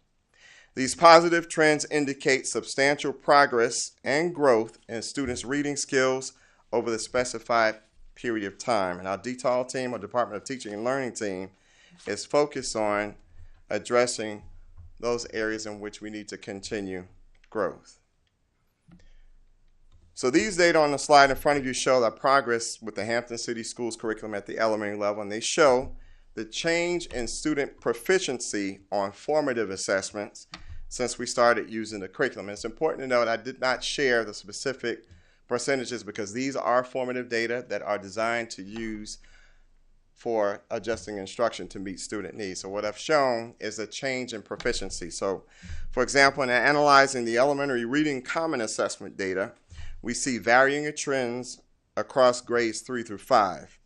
Grade 3 experienced a decrease of 12% in the percentage of students meeting the benchmark from the last 2 unit assessments, Unit 6 and 7, and a notable decline of 29% since the first Unit 4 back in October when we began using the curriculum. Conversely, Grade 4 saw a significant increase of 26% in meeting the benchmark from the last 2 unit assessments, Unit 6 and 7, with a corresponding rise of 14% since the first Unit 4 that was given when we started. Grade 5 demonstrated a more modest change with a 3% increase from the last 2 unit assessment, 6 and 7, since the first, and 6% increase since the first Unit 4 assessment. To address the areas needing support, several action steps have been implemented. So, for example, a recent Hampton City School site visit was conducted on March 6th and allowed our team to review the opportunity to see it in action in the whole group, and they brought that information back. So I want to share some information relative to math common assessment data at the elementary level. And we've noted significant progress in grades 3, 4, and 5 with notable increases in the percentage of students meeting benchmarks from the first to the most recent unit assessments. The positive trends that we see in grades 3, 4, and 5 are indicative of effective instructional strategies that are being implemented with fidelity as well as with student learning. So in response to these findings, we've implemented a series of targeted initiatives to further support student achievement and enhance instructional practices for our teachers. And those include providing administrators with tools such as the math class observation tool and offering weekly office hours for guidance and support for our teachers and our administrators. Direct and actionable feedback is being shared with administrators and teachers in order to promote those best practices as well as discourse in math instruction, which comes as a direct result of the curriculum audit that we received. Additionally, we're reallocating resources to provide Tier 1 support at select schools and facilitating ongoing collaboration through bi-weekly Zoom check-ins with our math interventionists. Our elementary science common assessments and analyzing science data, we've observed positive trends in science performances across grade 3 and 5. Grade 3 exhibited a significant 15% increase in the percentage of students meeting the benchmark from the first to the last common unit assessment, while grade 3 saw a little more modest increase of 3% over the same period of time for unit 6 and 10. In response to those findings, we've implemented a series of targeted initiatives to further support student achievement and enhance instructional practices in science. SOL review booklets, questions, and activities have been developed, and distributed, providing students with valuable resources to reinforce concepts. Administrators are also using the science classroom observation, or we call it the Scott, well, the state calls it the Scott tool, from the Virginia Department of Education, and Ann Peterson has visited us a few times to lead those trainings with our staff and administrators. In order to provide a more focused support, our specialists are actively engaging in those trainings as well. And part of the challenge that, well, I'm going to say challenge, but as the board back in the fall, you all asked us to think about a way in which we can engage our families and community in science, and you should have gotten a little gift bag that promotes our side pack that will go out next week for students to use in grades 5 and 8. So I want to transition to the middle school English Common Assessments from Hampton City Schools. In reviewing the middle school English Common Assessment data using the Hampton City Schools curriculum, significant improvements have been noted across all grades in the school division. From the first to the most recent common unit assessment that we have access to,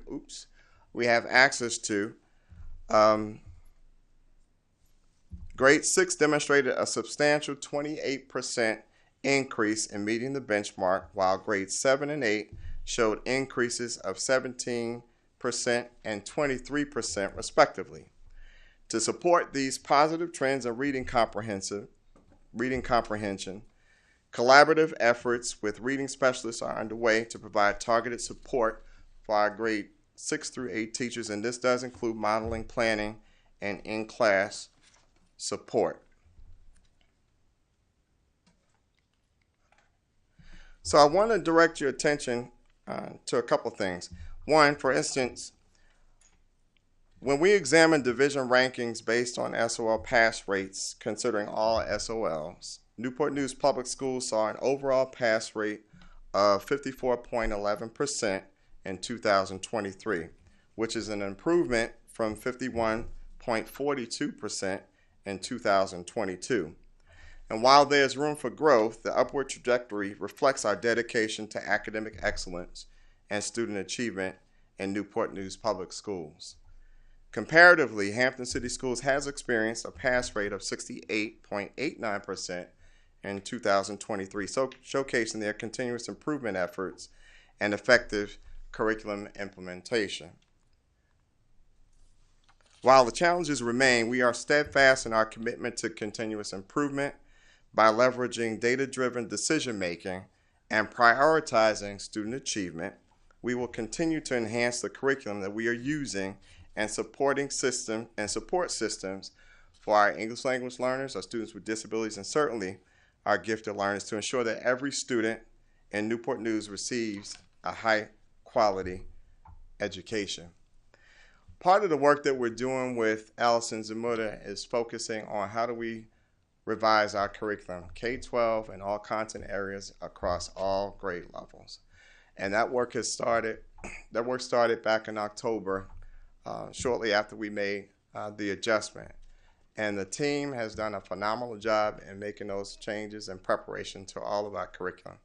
And we anticipate it being a wonderful addition to Newport News Public Schools. So as we work to elevate our educational practices and support our team's capacity in curriculum writing and assessment writing, we've embraced the approach of being what Allison Zamora calls wildly consistent. And what that means is maintaining a steadfast commitment to consistency and reliability in our efforts, ensuring that our actions and support systems remain unwavering and dependable to support our teachers and our students. One aspect of being wildly consistent does involve regularly reviewing data and promptly responding to the needs of our schools, our students, and especially our teachers. We prioritize just-in-time deployment of resources during those SST meetings, ensuring that assistance is available precisely when and where it's needed most, and that's present company included. And I stand ready to meet with any teacher or a principal who has a question about the implementation of the curriculum. While we acknowledge that there are areas for growth, we are proud of the progress we've made, as you can see from the data that I've shared, in reviewing and responding to the needs of both teachers and students. So with that, I'm happy to answer any questions that you might have. And I also have members of the team, the supervisors, who have been just on top of things in terms of making sure that they are prepared to write curriculum and assessment in the manner in which it should be done in Newport News Public Schools. Okay. Thank you for your very timely report. Sure. Board members, do you have questions at this time? Go ahead, Dr. Best. Okay. Thank you for your report. Of course. I'm going to start. I think about your third slide. You're talking about fidelity. And can you go back to that one? Yeah. The one about fidelity. This one? Mm-hmm. Yes. Bullet number 4, sharing curriculum implementation concerns directly with superintendent, chief academic officer, and other departments. How is that kind of working? I'm just wondering. That's powerful. It's an extremely powerful. So what we've done is we meet with all schools. We've been meeting with all schools, and we've done at least one cycle. We're about finished with the second one. If we've not, we finished the second cycle of meeting with every school. And what every school has been asked to do is bring your data, English, math, science, social studies, and let's talk about the consistency. Let's talk about the assessment. What are the strengths? What are the opportunities for improvement? And more importantly, what's been most powerful from those conversations is at the end, we asked them two things. To what degree is the curriculum being implemented in your school? And they're quite honest. 100%, 90%, and we talk about the 90%, what are the barriers associated with the 10% that aren't implementing the curriculum, and how can we help? And they're very, very candid and honest with sharing that. And sometimes that means I have new teachers, I have guest teachers, I have substitute teachers, I need some support immediate. And we're able to, because we meet all together, to immediately deploy support. So sometimes it happens that same day. We're out sending instructional specialists or coaches or sometimes supervisors actually into the building to provide some support, or at least have a touch point with that teacher to say, hey, let's schedule some time and I can come in and help you with planning. Another powerful piece of that is at the end, one of the last things that we ask them to do is tell us what you need. And in those instances, they're very specific and very candid about sharing what their needs are. And it, sometimes it's asking for additional staff, and we'll, put that in our parking lot. And sometimes we're able to provide them with some additional staff support in terms of a tutor or some additional support in the classroom. So those conversations have been extremely powerful in addressing some of the pieces of information that they see based on their data in terms of support at that point in time. So we meet with elementary, middle, and high school. We certainly start with our schools that have the greatest level of need first and then work backward. And Dr. Rogers, if I can also add, there are multiple principals in the room at a time, so they sometimes are learning from each other. So while I might have a certain thing on my list that I need, and then I hear you after me, then I may come back and say, oh, that sounds like a great strategy, or that sounds like something that I could use that I hadn't thought about.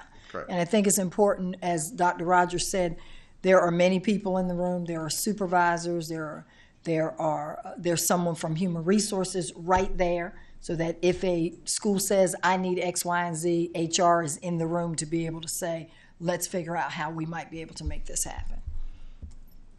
Okay. Mrs. Alger and I, we go and visit the schools, and one of the things that we ask teachers is, how is it going?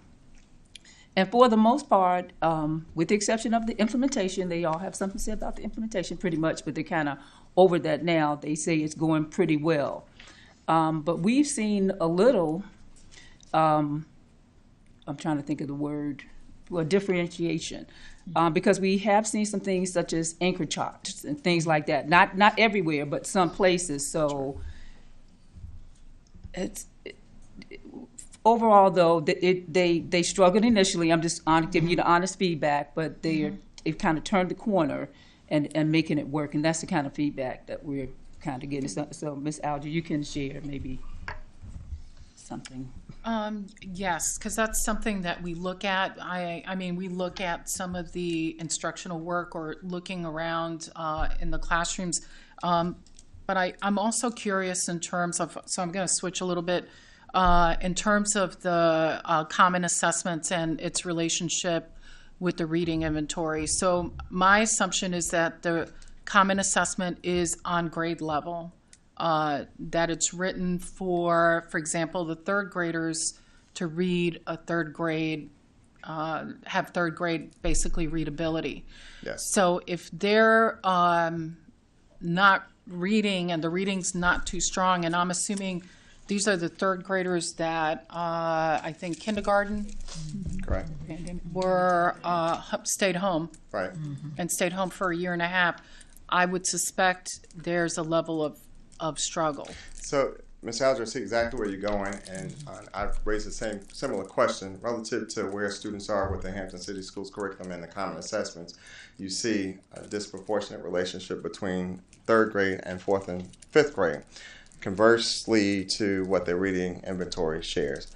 We attribute that to a couple of things. One, to what you just shared. Two, to fidelity of implementation and being able to navigate whole group instruction and the small group instruction, and having 95% of the students actually take the assessment so that it's reflective of what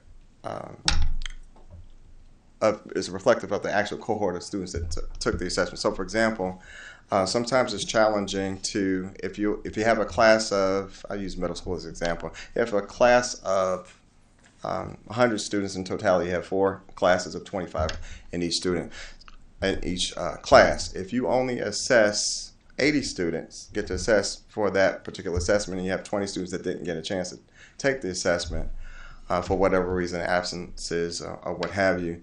If by the time you get your data back and you only have 60% of your students meeting the benchmark that was set, you still don't know how the 20 students who didn't get a chance to assess in terms of how to meet their needs. So that also may be true for the third grade students because of just where they are in terms of those students, the number of students who completed the assessment Okay. early on.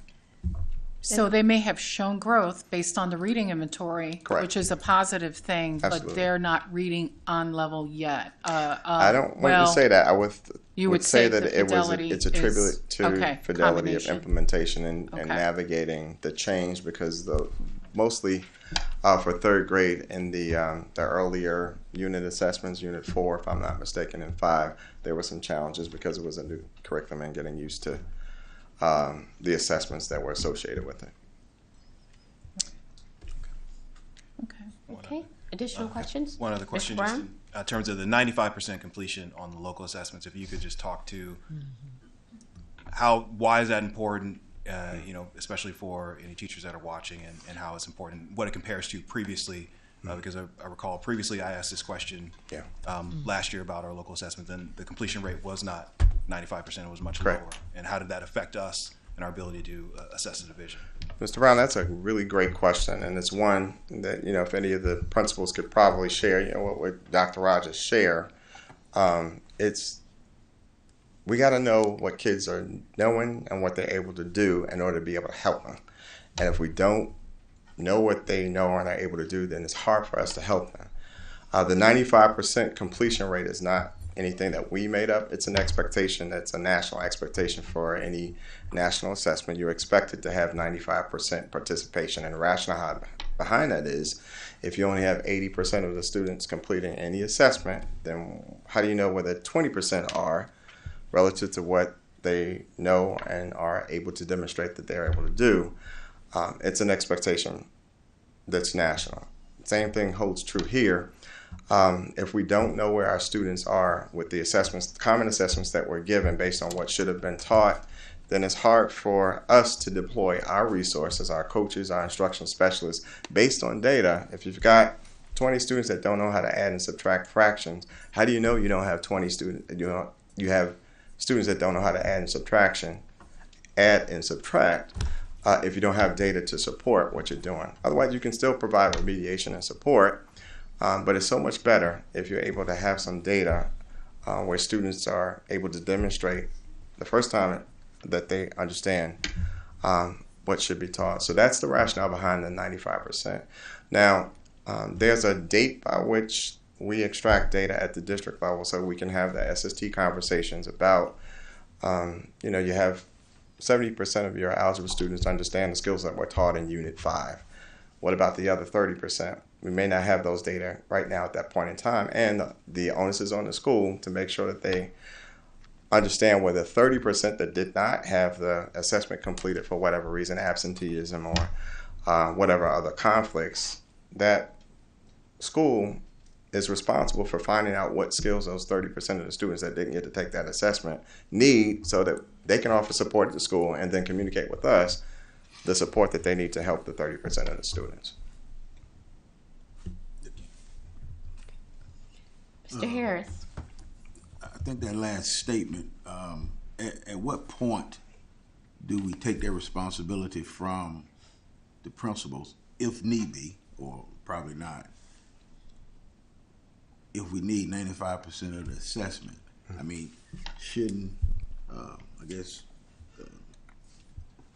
directors or whatever the case may be able to make that call and say, hey, you know what? We need 20%, you didn't do it, let's go do the assessment.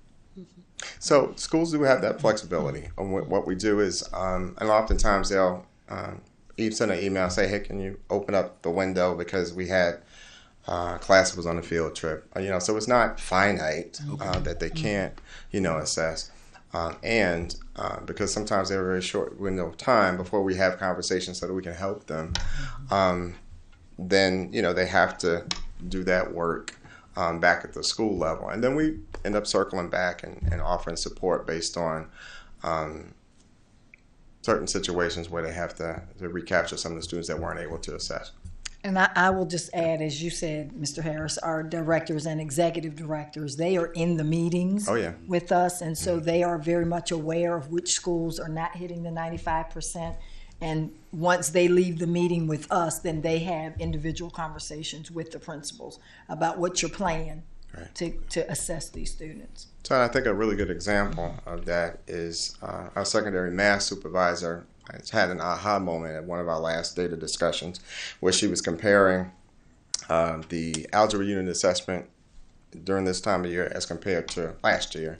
And what she found was that there were over 300 students that did not assess last year as compared to the number that assessed this year. And the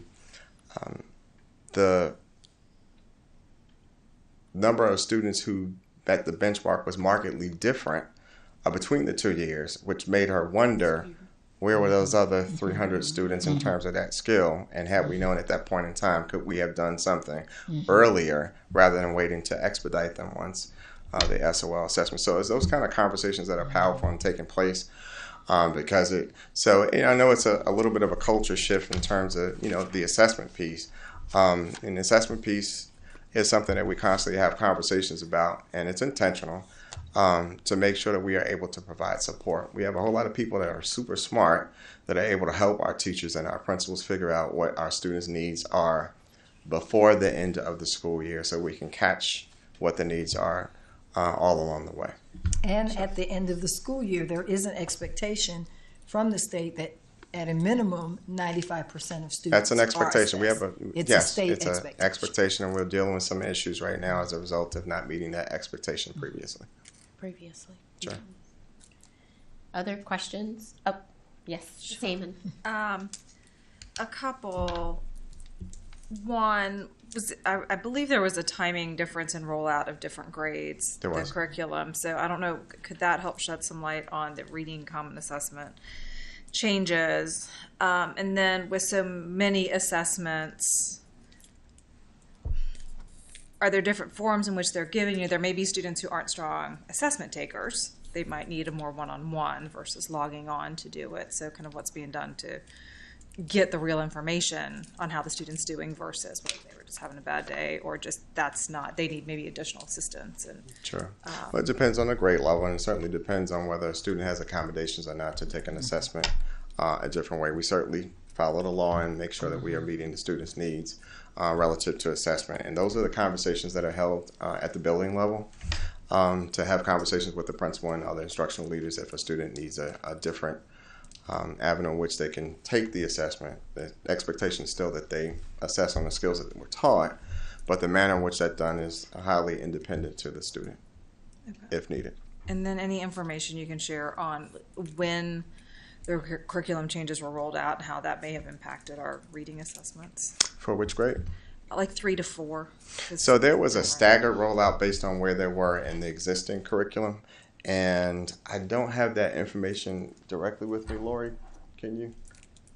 I think it was just where they were in the curriculum at the time, and then we didn't want to push it all at once. That was one. They finished one unit before they start. So a hard stop with the unit before they started a new unit in Hampton. Did the third start first or fourth start first? Third, fourth, and fifth all started the same time. Same time in reading. Okay.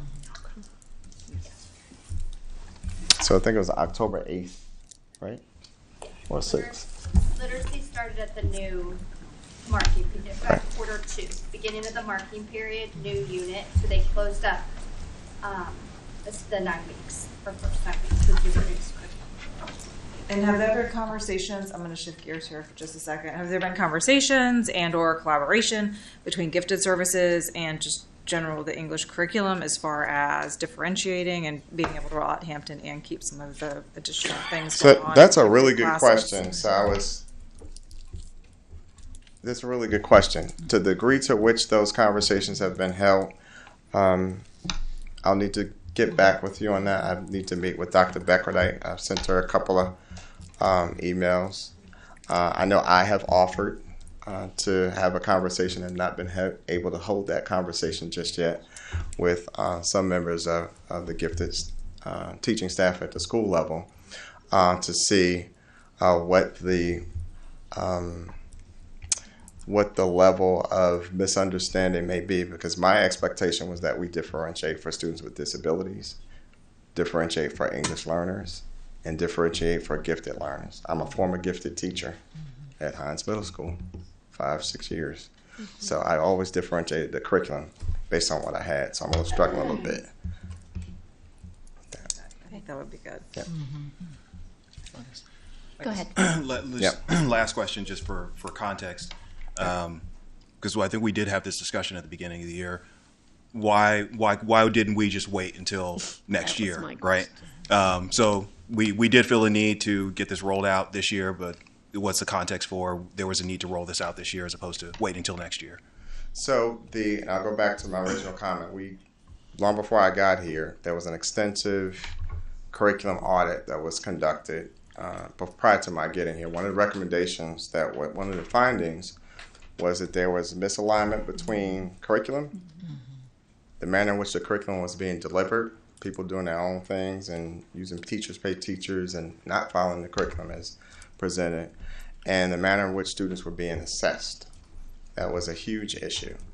One of the recommendations was for us to take a close look at what we were doing with curriculum at the elementary level in English and in math, and at the middle school level in English. And the feedback that was received from teachers was profound in terms of the focus groups, that there was a need to have a great revision in that aspect.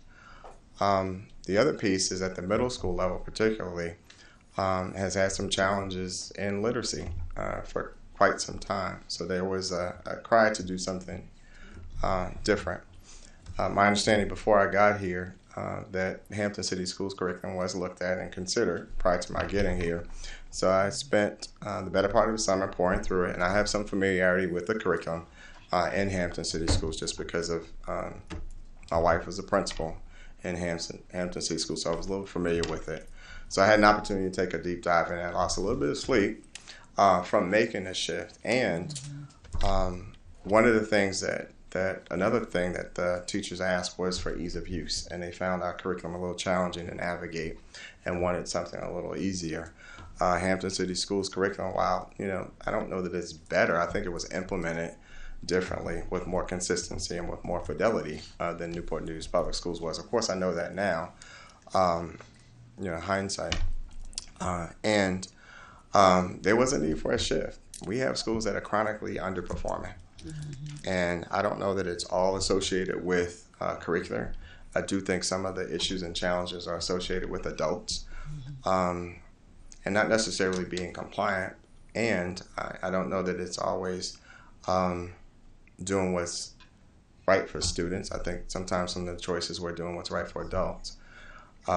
So the decision to shift to Hampton City Schools, they had a model that's tried, tested, and true. You saw the data where they stand of 131 school divisions in the state of Virginia holistically. We share the same students. So a student could be in Newport News Public Schools today and transfer to Hampton City Schools tomorrow. And then the next month, they can come back to us. So we share the same students. So the wonder that I have is, well, what's the difference? The difference is the manner in which we implement what we have access to. So we have super smart people who are supervisors and are hardworking. I don't think I've worked with more hardworking people at the central office level, especially given the situation that we're in right now. We just didn't have the time to navigate new curriculum based on the data that we had available to us. What we did have was a resource next door and a school division who was willing to partner with us shoulder to shoulder, recognizing the situation that we're faced in and recognizing that we share resources and people.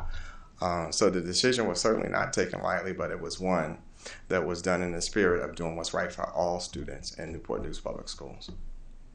So, thank you. Yeah, and can I? Let's see, Ms. Amon, you're next. I was going to piggyback just off on the Hampton City, and I know there's a shift coming at the state as far as what we have to, so we had to anyways at some point, and we did just adopt additional resources. So like, what's the vision for how much change that's going to create over the summer, or is it going to kind of weave in with what we're doing? What can teachers and staff and kids expect over the summer and coming back next year? So at the elementary level, we've adopted our benchmark advance. So the team has already started planning for that and actually started preparing for that adjustment. And we expect to be able to share information with our teachers very soon, soon after we come back from spring break. So there's not a wonder in terms of what we have in store for the summer, and that they can begin preparing for fall.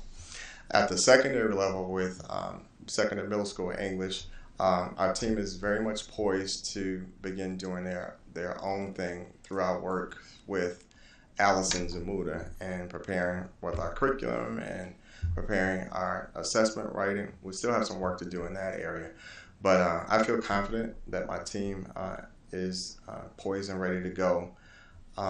As I initially stated when we started using Hampton City Schools curriculum, we still have a little bit to go, and we are certainly ready to share what we have to get feedback. We've gotten feedback from teachers, but again, we've invited all principals as an optional opportunity to come and take a look at what we have in terms of our curriculum template and what we're thinking relative to UBD and UDL, which is just a format or methodology of approaching curriculum writing and assessment writing. So that'll take place on April 12th. So full speed ahead, and I don't want to overshare in this venue. I'm happy to have that conversation with you after we have some discussion with our team. But they're chomping at the bit to do their own thing, and I'm chomping at the bit to let them do their own thing. When I say them, those who are actively writing curriculum, because I think we've done the work and the preparation and the study in collaboration with Allison Zamuda. So it's not, and she's an expert in the field of curriculum writing, and I couldn't be more proud of the staff here who have definitely risen to the occasion. And probably one of the things that I'm most proud of is math at the elementary level, because that was a substantive change for them completely and totally. And as you can tell by the data, they are certainly making improvements and seeing the increases that we'd like to see from the day-to-day basis. Okay. I just I just want to add that I think one of the important things that I'm hearing is that we're operating with one voice versus perhaps silos, and I think that that's important. I also feel that a lot of adults do well with feedback. If we continuously give feedback and it's positive, I think that to me seems to move the needle a whole lot. If we take care of our teachers will take care of our children. And that's, I truly do believe that. And with professional development, making sure that they have planning time and all those pieces that are critical and their voices embedded, we certainly should expect an excellent year and ending the year really well. So I just wanted to thank you for, for your presentation. It was great. Yeah. Any other comments from board members? Well, yes, thank you very much for your presentation, and I do hope those additional conversations occur for you all, because the amount of work that you all have put into this, that needs to be realized by everyone, and everybody being on board is where we need to be, and understand, as you said, the differentiation is important. So I know that you all will focus on that as well. So thank you. Thank you. 5.04, attendance report. 5.05, membership report. 5.06, construction report. Board members, you have received a copy of this report. Are there any questions? Okay, hearing none, we'll move on to item 5.07, comments by the superintendent. Dr. Mitchell.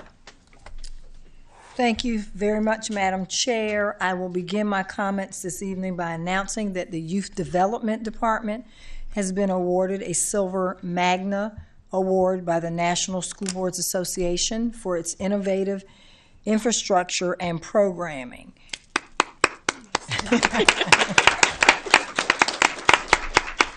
Our Youth Development Department emphasizes student empowerment, and leadership, inclusivity, positive school culture, and mentoring while teaching important social and emotional skills. We do want to congratulate the Youth Development Leadership Team as well as our school-based staff who support, engage, and empower our students. I want to really give a special thanks to our activities directors, youth development leads, empowerment coaches, gun violence intervention prevention site directors, Live Well student wellness coaches, our school-based club and activity sponsors, and then our athletic directors and coaches. Please keep up the good work. This award will be officially presented to our team during the National School Boards Association Conference in April. And again, it is a national award, and we did win a silver. We are shooting for gold. I will be honest and say I was disappointed. I thought we should have gotten a gold, but we'll take the silver this time. I'm pretty competitive, you know. And this is 2 years running that we've gotten silver, so we're due for a gold. The program will be featured in the April issue of the American School Board Journal, so we are quite proud. Newport News Public Schools has again been selected as a system of top schools by the Virginia Living magazine. The 2024 list appears in the state education section of the April edition of the magazine. It is now in newsstands across the state. Newport News Public Schools has been recognized for our commitment to college, career, and citizen readiness. They also noted our AP courses, dual enrollment, early college, STEM, CTE, and our early college, early careers program, which many school divisions do not have, which supports our students as they move forward in careers and additional educational options. This is the third year running that Newport News Public Schools has earned this recognition.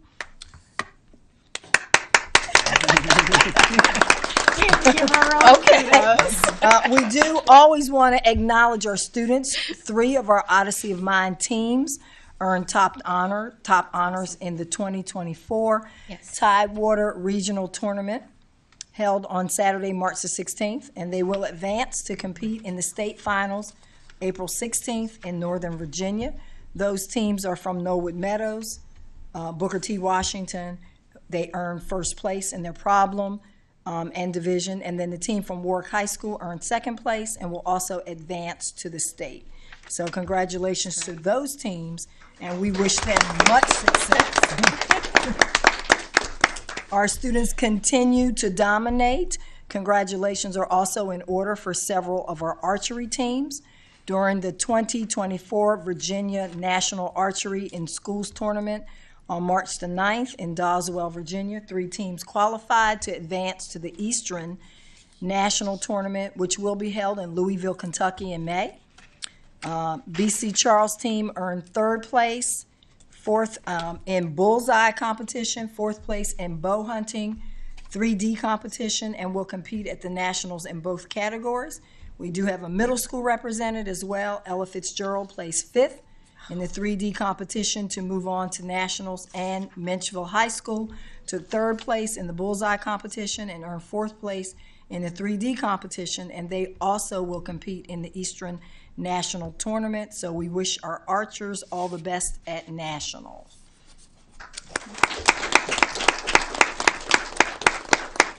We also have students who advanced from this year's All-City Tidewater Science and Engineering Fair, which was held March the 10th at Old Dominion. Newport News represented 23 of the 104 projects from the Tidewater region. Our 28 participating students received a total of 26 awards. That is okay. amazing. And at first, I thought we had 20. We represented 23 of the 104 projects, and I was like, well, how do we have 28 students? But then I had to remember we have teams. Mm-hmm. We have teams. So 28 of our participating students received a total of 26 awards. So that's pretty amazing. That's pretty amazing. So congratulations to all of our student scientists and engineers. Please visit our website for the list of our winners because the list is pretty long. We also want to acknowledge our students who participated in the Artistic Verses program in partnership with Christopher Newport University. It's the 30th anniversary of Artistic Verses. This year, up to 30 students from each high school had the opportunity to view an art exhibition right here down the street at CNU and engage in poetry writing with a local poet named Nathan Richardson. Students wrote original poems. All of the students were invited to read their poetry. Congratulations to the first place winner, Maya Pridgeon from Woodside High School. Second place winner, Ariana Frazier from An Achievable Dream High School. And third place winners, there were two, there was a tie, Shania Painter from An Achievable Dream High School and Molly Weisinger from Minchville High School.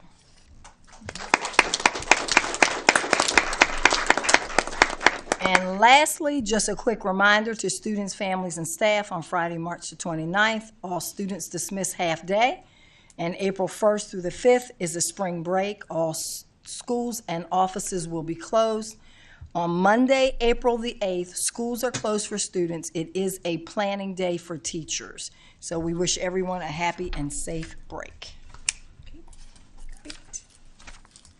Thank you, Dr. Mitchell. We'll move on to item 6, another opportunity to hear from the public. There's a lot going on in our school division. Yes. I am very, very proud of the work we are doing. We have several cards remaining, so just a gentle reminder that you'll see the green light at the beginning of your comments, yellow light at 30 seconds, and a red light to please conclude your remarks. So, Mary Voss.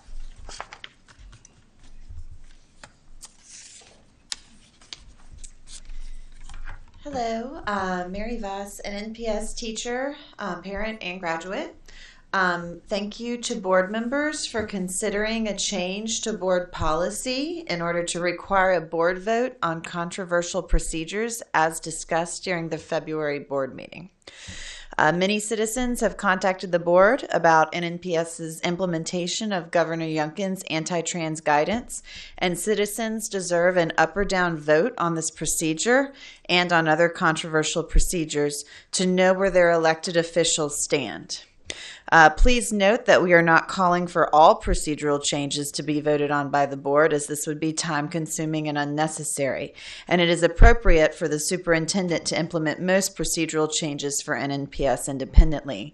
However, when a procedural change leads to extended public controversy, such as in the case of the implementation of Youngkin's discriminatory guidance, a board vote is important for public transparency and accountability. Also, I want to implore the board to please push back against board or city lawyers who claim that Youngkin's guidance had to be implemented. The numerous Virginia school districts that have ignored or outright rejected Youngkin's guidance proves that this is simply not true. Richmond, Fairfax, Prince William, Arlington, Alexandria, Falls Church, Hampton, Portsmouth, Chesterfield, Henrico, and Loudoun have not implemented Youngkin's discriminatory guidance because it violates federal and state anti-discrimination laws. And none of these districts have faced lawsuits from Youngkin or from Virginia Attorney General Jason Miyares. However, the ACLU of Virginia has filed multiple lawsuits against districts that did implement Youngkin's guidance. So I would suggest seeking a second legal opinion. Please protect our vulnerable students by making this right, regardless of questionable legal advice. Now I'm going to read an excerpt from the March 14th Washington Post article titled, "In States with Laws Targeting LGBTQ Issues, School Hate Crimes Quadrupled." School hate crimes targeting LGBTQ plus students have risen sharply in recent years, climbing fastest in states that have passed laws and policies restricting LGBTQ student rights and education, a Washington Post analysis of FBI data finds. In states with restrictive laws and policies, such as Virginia, the average number of hate crimes on K-12 campuses has more than quadrupled. Cardin is a transgender 17-year-old in a conservative Virginia county whose last name was withheld for safety reasons. Twice this fall, a group of freshman boys at Cardin School harassed him for his gender identity, calling him queer in a nasty tone, he said. Another time, after telling him a pride flag he had tucked into his backpack was pitiful, one of the boys suggested Cardin should just go die already. Since his election in 2021, Virginia Governor Youngkin has encouraged schools, I'll stop right there. But Governor Youngkin's policy is causing anger and discomfort for trans students. Please call on a board vote. We deserve to know where our elected officials stand on this issue. Thank you for your time. Thank you.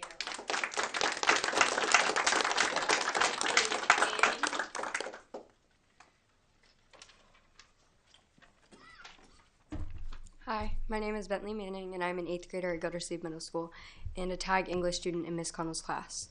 I feel there are many issues relating to the curriculum, and I feel that Miss Connell's TAG classes should not be doing the same lessons and content as other standard 8th grade English classes. Most of my classmates all loved the projects we were doing in Miss Connell's class, like literature circles, fairy tale story writing, and First Chapter Fridays, due to the fact that they are very creative, interactive, and hands-on. These projects and assignments we were doing, I feel, as well as many classmates and friends feel, they are more beneficial and helpful to our learning rather than doing root words, suffixes, and affixes in almost every class. The rigor of Miss Connell's assignments make us think hard, while the curriculum makes me not want to think because of how constant and easy it is. Miss Connell has grown and enhanced my love for English enormously, and I wouldn't give that up. I feel that due to her hard work and dedication towards us, the students, my skills have grown substantially, and I will always be grateful. I feel that learning the skills are important, but what is more important overall is that we know how to apply these skills on SOL and test day, and learning the basics the curriculum is teaching us is simply not enough. I want to know and feel very confident when going into my English SOL in high school, for that matter, that I have the best knowledge and preparedness I can. English should not just be about skimming the surface so we know what's on the test we have to pass. English is a skill I will need to have for the rest of my life, and writing essay after essay doesn't help me understand English as a whole, but stops me from expanding my knowledge for the future due to the fact that an essay doesn't teach me everything. I know for a fact that Ms. Connell is looking out for our best interest, but it seems that you all respectfully are just looking out for whatever will give you the best test results, rather than what is truly best for us, the students. Every one of Ms. Connell's lessons have helped to truly prepare me and my classmates for high school in the future, but the curriculum is only trying to prepare me for the next test, and for Ms. Connell's classes, we all pass those tests that you give us. So from my perspective, I don't see why, if Ms. Connell's strategies are working well, if not better than the curriculum, why can't we continue the fun and helpful lessons that she makes? The curriculum isn't strengthening my knowledge, so why would it be something to continue if it isn't working from the students' perspectives? Nobody that I have heard from has taken an interest in the curriculum. Not only are we constantly doing the same content, but some of the content is a bit out of line. For example, a few days ago we read a part of the play Teen Mogul, and the only word our class could agree on to some of the story was sexual. I feel that should not be the type of text displayed to 8th graders. I do hope you will consider letting the TAG students go back to doing our regular fun activities and still delivering the test results you want, as well as eliminating the curriculum factor as a whole. Thank you so much for your time.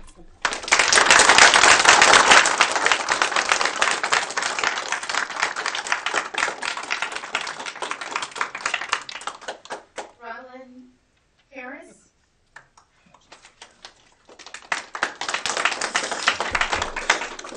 Hello, my name is Rylan Harris, and I'm an 8th grader at Gildersleeve Middle School, and I am a student in Miss Connell's TAG English class.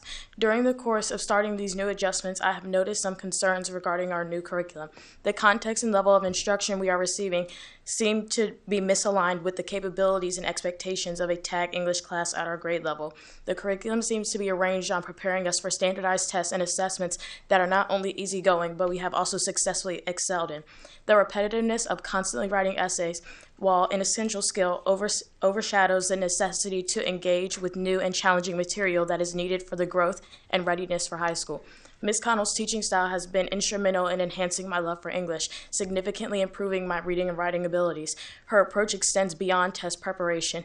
It inspires creativity, critical thinking, and a genuine passion for literature and language. However, the current curriculum constraints limit her ability to fully implement a more diverse and enriching learning experience, which I and many of my peers would greatly benefit from.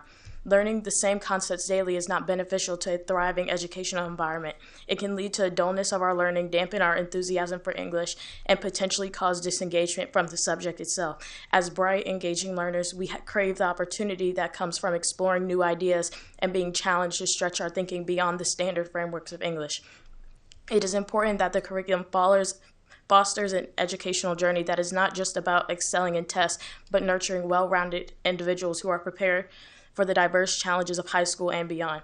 We need a curriculum that evolves with us, one that recognizes our previous accomplishments and sets a path for new academic achievements. If you really cared about our future and success in high school, you would prioritize a curriculum that goes beyond the basics and repetitive tasks. Engaging with diverse and challenging material not only cultivates our learning, but ensures that we are well equipped for the demands for higher education in the world outside of school. Thank you for your time.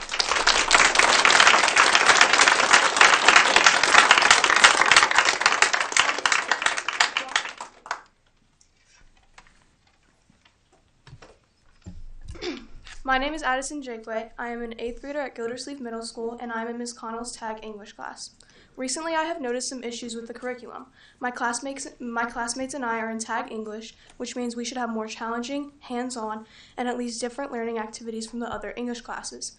Being stuck doing boring, repetitive, and repulsive tasks that only focus on a couple skills, such as test taking and root words, do not help me with my future. In Ms. Connell's class, we did fun, hands-on, creative assignments that helped us with a variety of different skills. We do different essay writing prompts to prepare us for the IRW. We learn socializing skills by having partners and working together, which is very important, especially for jobs in the workplace, which our age is very important to practice. We also watch poetry in a form of March Madness. It gets students engaged and excited to learn about something they might not want to. That goes for every assignment that she gives us. Since starting the slides, I went back to hating English like I always have. Ms. Connell had found a way to teach us that doesn't make me dread going to school. She's an amazing teacher that all of her students are incredibly lucky to have. She knows what steps to take to help us grow, and Ms. Connell could easily sit and scroll through the slides. It would save her time, money, and effort. But she wasn't. She knows that for our good, we need to do what she is teaching us. She was doing what was better for our future and more advanced classes later in life, while we feel the slides are helping us with simple testing skills and craft we have already excelled in. Our classes pass all of your state-mandated tests with Ms. Connell's teaching style. Isn't that all that you have the drive for us to do? Pass the tests? Let us learn more about reading passages. Let us learn more than reading passages and answering questions. We are in TAG English and need to be prepared for even more challenging English classes, because most of us are not going to be ready for next year honors English doing these slides. Thank you for your time.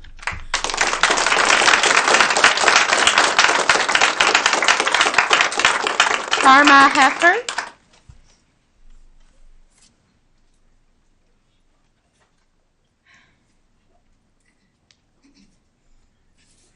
Hello, my name is Karma Heifer, and I'm a student in Ms. Connell's 8th grade TAG English class at Gildersleeve.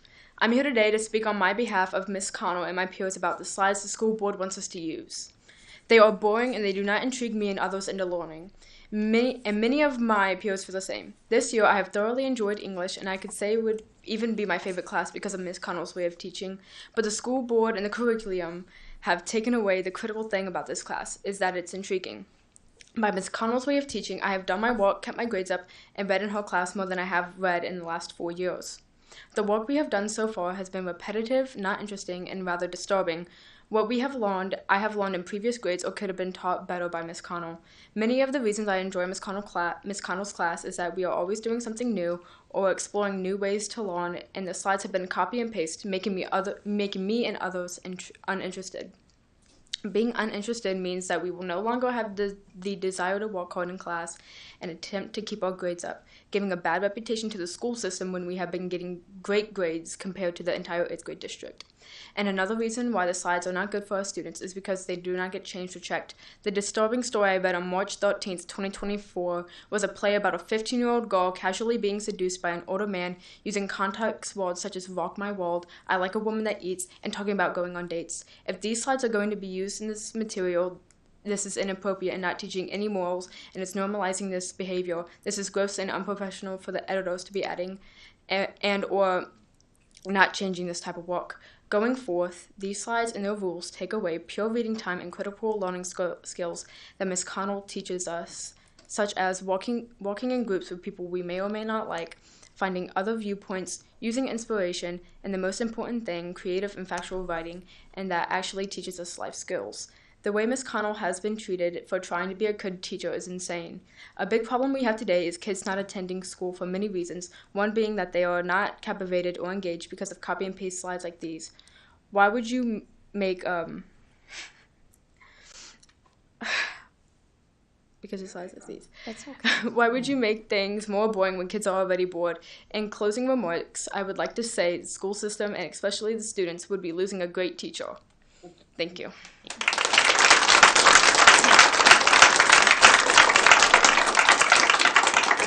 William Finker. William Finker.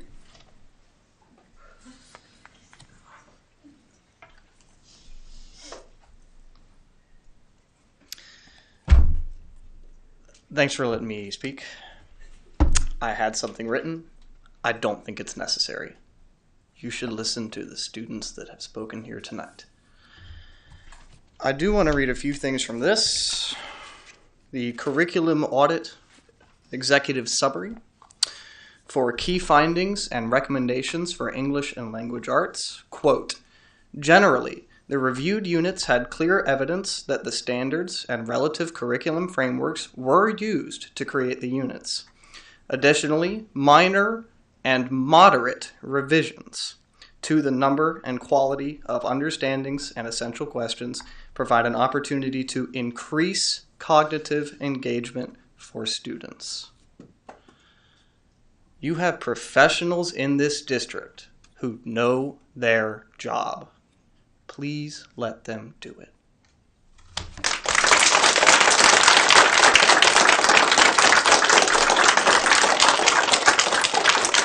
Lucy Thornton.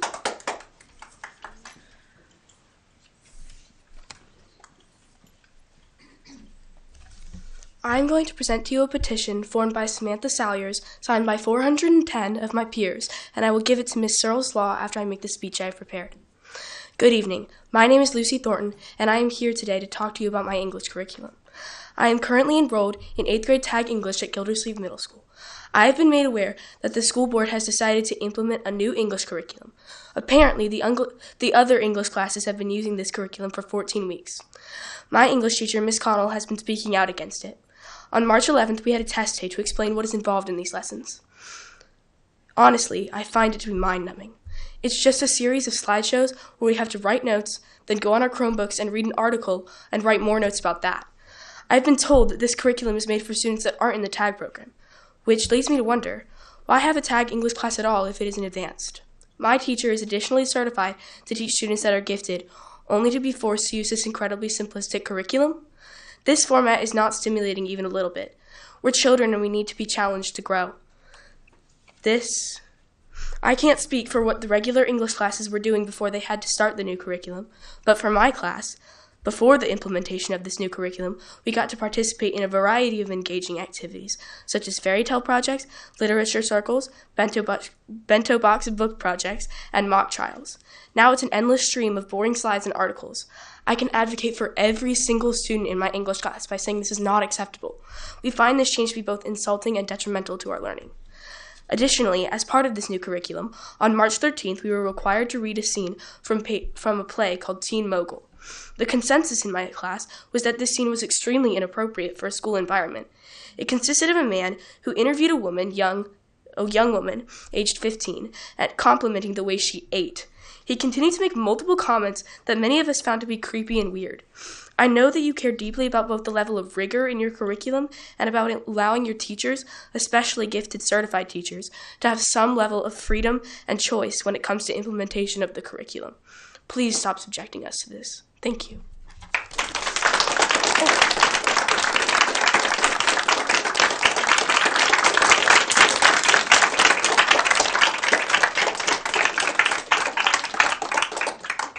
Ash Chedgon.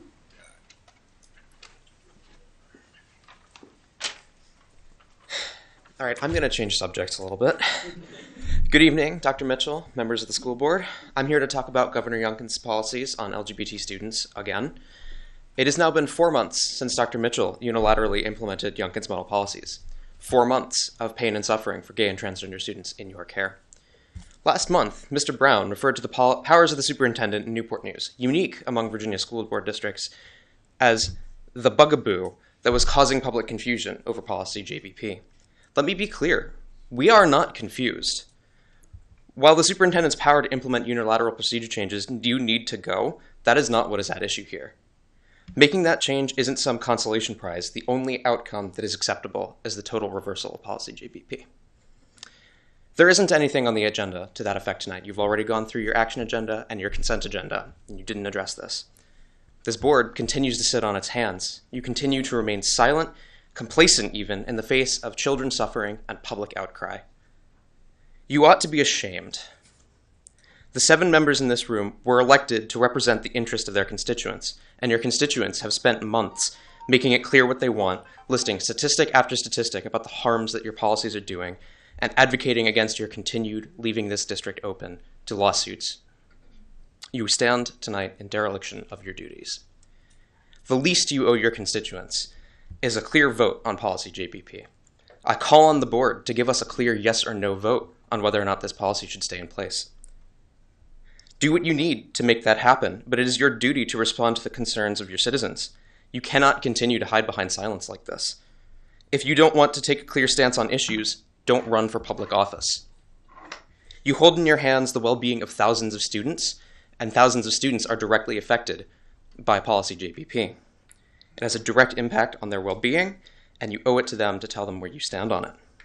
The good people of Newport News deserve the information of where you stand on policy JBP, and how you will respond to the outcry of citizens, federal court precedent, and the clear evidence that your policy is harmful. Give us a vote, make your position clear. Thank you.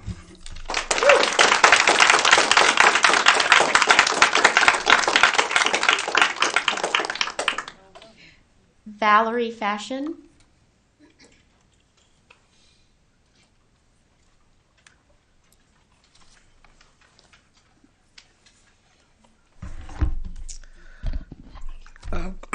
Good evening, Dr. Mitchell and the school board members. My name is Valerie Fashion, and I am an advocate for my grandchildren and the thousands of kids in the school district. According to W.E.B. Du Bois, and I quote, "We want our children trained as intelligent human beings should be. They have a right to know, to think, to aspire." First, I'd like to thank you all for implementing the 2 tutoring programs that are at these schools, and their children are really engaged in these programs, and I think it's beneficial for them. Next, education is critically important to society. Public schools have served to develop children's ability to participate as active citizens in our nation's democracy. In addition to helping them secure personal gain, prepare for productive work, and accomplish individual goals, education has been expected to create responsible and active participants in American democratic society. Since removing the textbooks and the sight words from your curriculum, spelling and the reading results are not favorable for the students. We have lots of public school students, I say in the grades 3 to 12, that are reading below their prospective grade levels, sometimes by 2, 3, and 4 years. My grandson is in kindergarten, and he's having a problem correctly spelling these words because he's not given any words to study for the test. It is not acceptable to give a spelling test without giving students the words to study. I'm demanding that these spelling words be given to all students. How are the parents supposed to help these children pass and become productive citizens if they're not able to help them learn how to spell these words? I have a grandson in 6th grade. There's no books. These kids come home with empty plastic clear book bags. Assessments for these students, the students are not doing well on these assessments. Some of the students are not doing well on the assessments. In 2024, this district is not teaching the students the items that we learned back in the 60s and 70s, which was reading, math, spelling, and writing.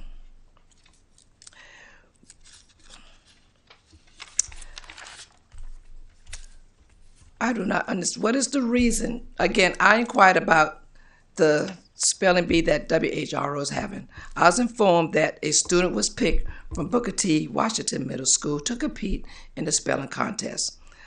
I assumed that the spelling contest there should have been a competition between the 8 middle schools to select a representative. I don't understand why one person was just selected to be in the spelling contest. Thank you for your time. Thank you. Caden Legg. Caden Legg.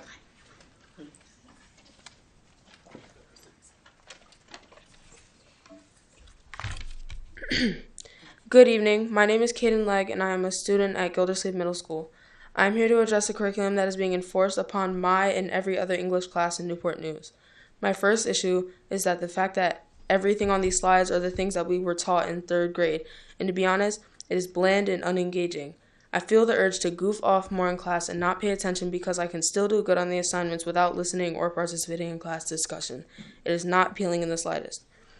My next issue is that we are not allowed to read anything that we want. We have to read preset passages that are picked from the middle of a story with no context given.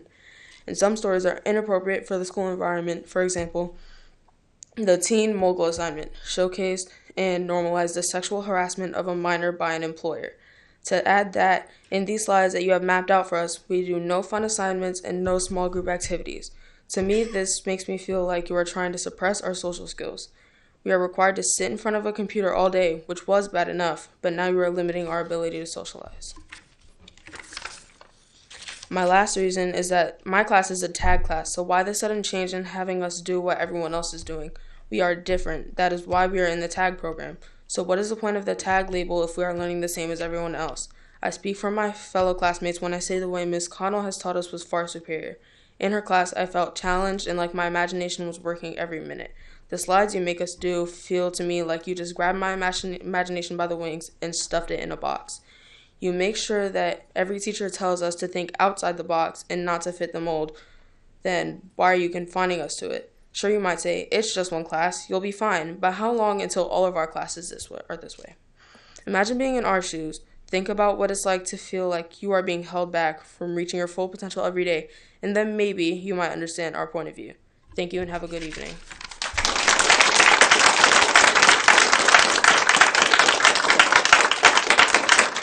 Ronald Lee.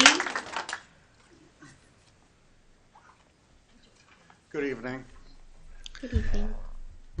I've watched dozens of World Outreach Worship Center services online and found Pastor Everson thanking Doug Brown for encouraging him to bring LifeWise Academy to Greenwood or Rich Neck Elementary School. LifeWise is an off-campus Bible study during school hours. In October, Mr. Everson also mentioned receiving guarantees from the board that JBP would pass. What was amazing, though, is that as I listened to these services, I learned. It was almost as if somebody put an alphabet chart in front of me and it said I-C-G-O-D. So like Saul on Damascus Road, God sent a messenger to me. I've since had the truth revealed to me. Please forgive me for all those things I said. Thanks to Doug, I'll listen to God instead. They helped me recognize public education's morality drip. I now see why God asked someone in the school board to pass a tip to a pastor with a creepy gender-based power trip, intended to cure the district from our diversity ick. Board, you must understand, I assumed there was no God at all, but now I know it's cynical. It's simply that the interests aren't particularly broad. He's largely undisturbed by the starving masses or inequality between the various classes, mandating strictly binary sexes, supported here by elected Christian national fascists. Tell me, what are the odds, with history's endless parade of gods, that the God you happen to be taught to believe in is the actual one and his focus is school board meetings? What? But not the malaria-ridden African populations or the victims of the plague or the genocidal warmongering nations. Instead, the focus is healthy children wanting gender affirmations.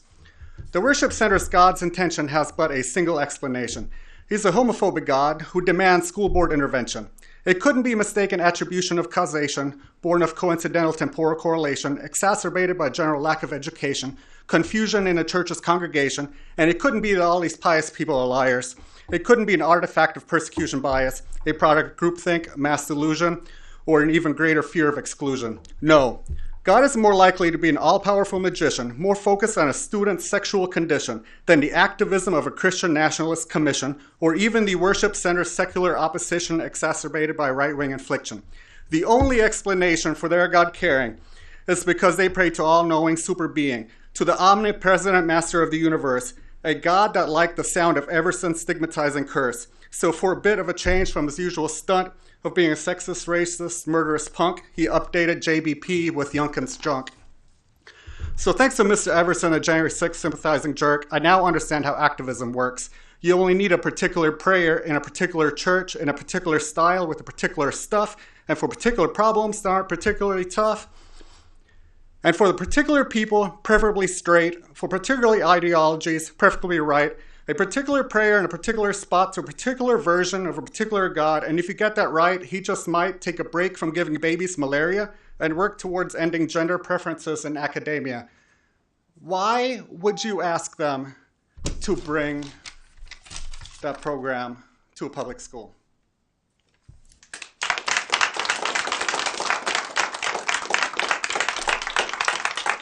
Reverend Michael Burnett.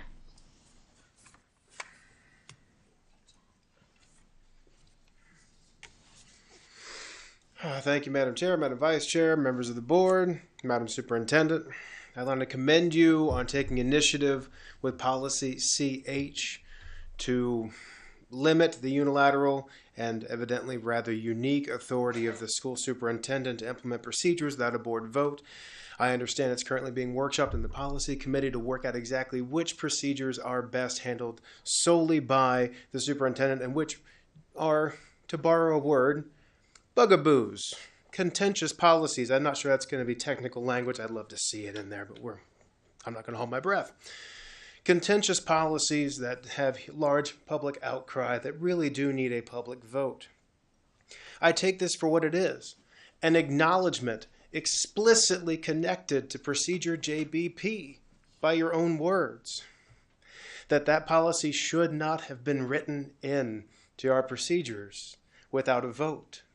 And it occurs to me that even if policy CH does get passed, it doesn't retroactively affect JBP. It's still on the books. It also occurs to me that we don't need to pass policy CH to undo procedure JBP and give it the vote that you have explicitly admitted it deserved in the first place. So do the integrity thing. Put your money where your mouth is. Put it on the agenda for next month. We'll be waiting. Thank you. Last card, Anna Salisbury.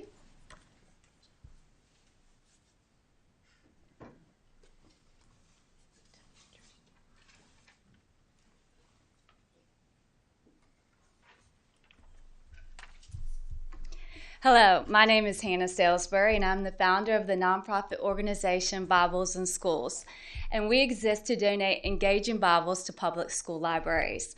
I was a former special education teacher, and my second grade student checked out an old King James Version Bible that was outdated and, well, not outdated, it was worn. And he loved reading it. And I saw the need to get engaging Bibles in our public school libraries. Bibles in which students could read at their reading level and had pictures in them. So in 2019, I launched the nonprofit organization Bibles in Schools. Since then, we have donated to thousands of public schools across the United States. And the librarians tell us the students love the action Bibles because they resemble graphic novels, and that's what students love. Some of the popular comments that we get are they cannot keep the Bibles on the shelves. There's a waiting list of students wanting to check out the Bibles. And they also say that is one of the most popular books checked out in their library. So I come to you today because residents in your community have reached out to our organization wanting us to donate these engaging Bibles to have for all of your public school libraries. Our donations are free for schools, and we are asking that they be made available for students to check out. Last year, the school board at a local school district helped us to get Bibles into all of their schools. We also have provided documents for you all to see regarding the legalities of having the Bible on library shelves, as that is a common question that we get. We have seen the positive impact of having Bibles on library shelves for students to check out, and we know that it would be a positive impact in your school district as well. Students in your community, they want to read and check out the Bible. We just need to make it available for them to check out. And we want to provide engaging Bibles for all the school libraries in your district. Thank you, and we look forward to hearing from you soon. Thank you.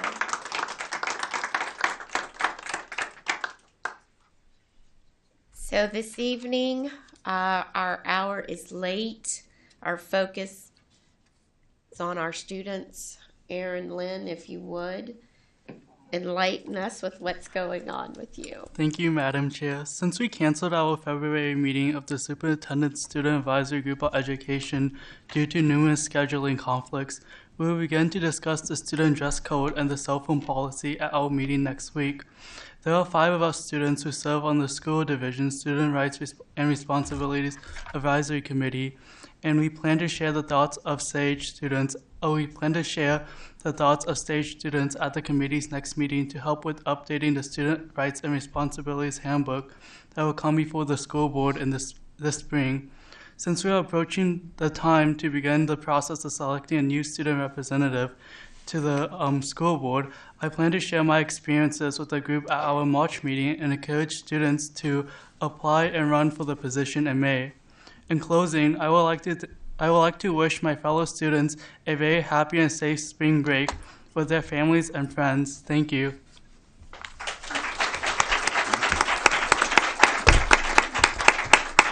And with that, on behalf of the board, I too wish our students a very happy and safe spring break. Thank you. Meeting adjourned.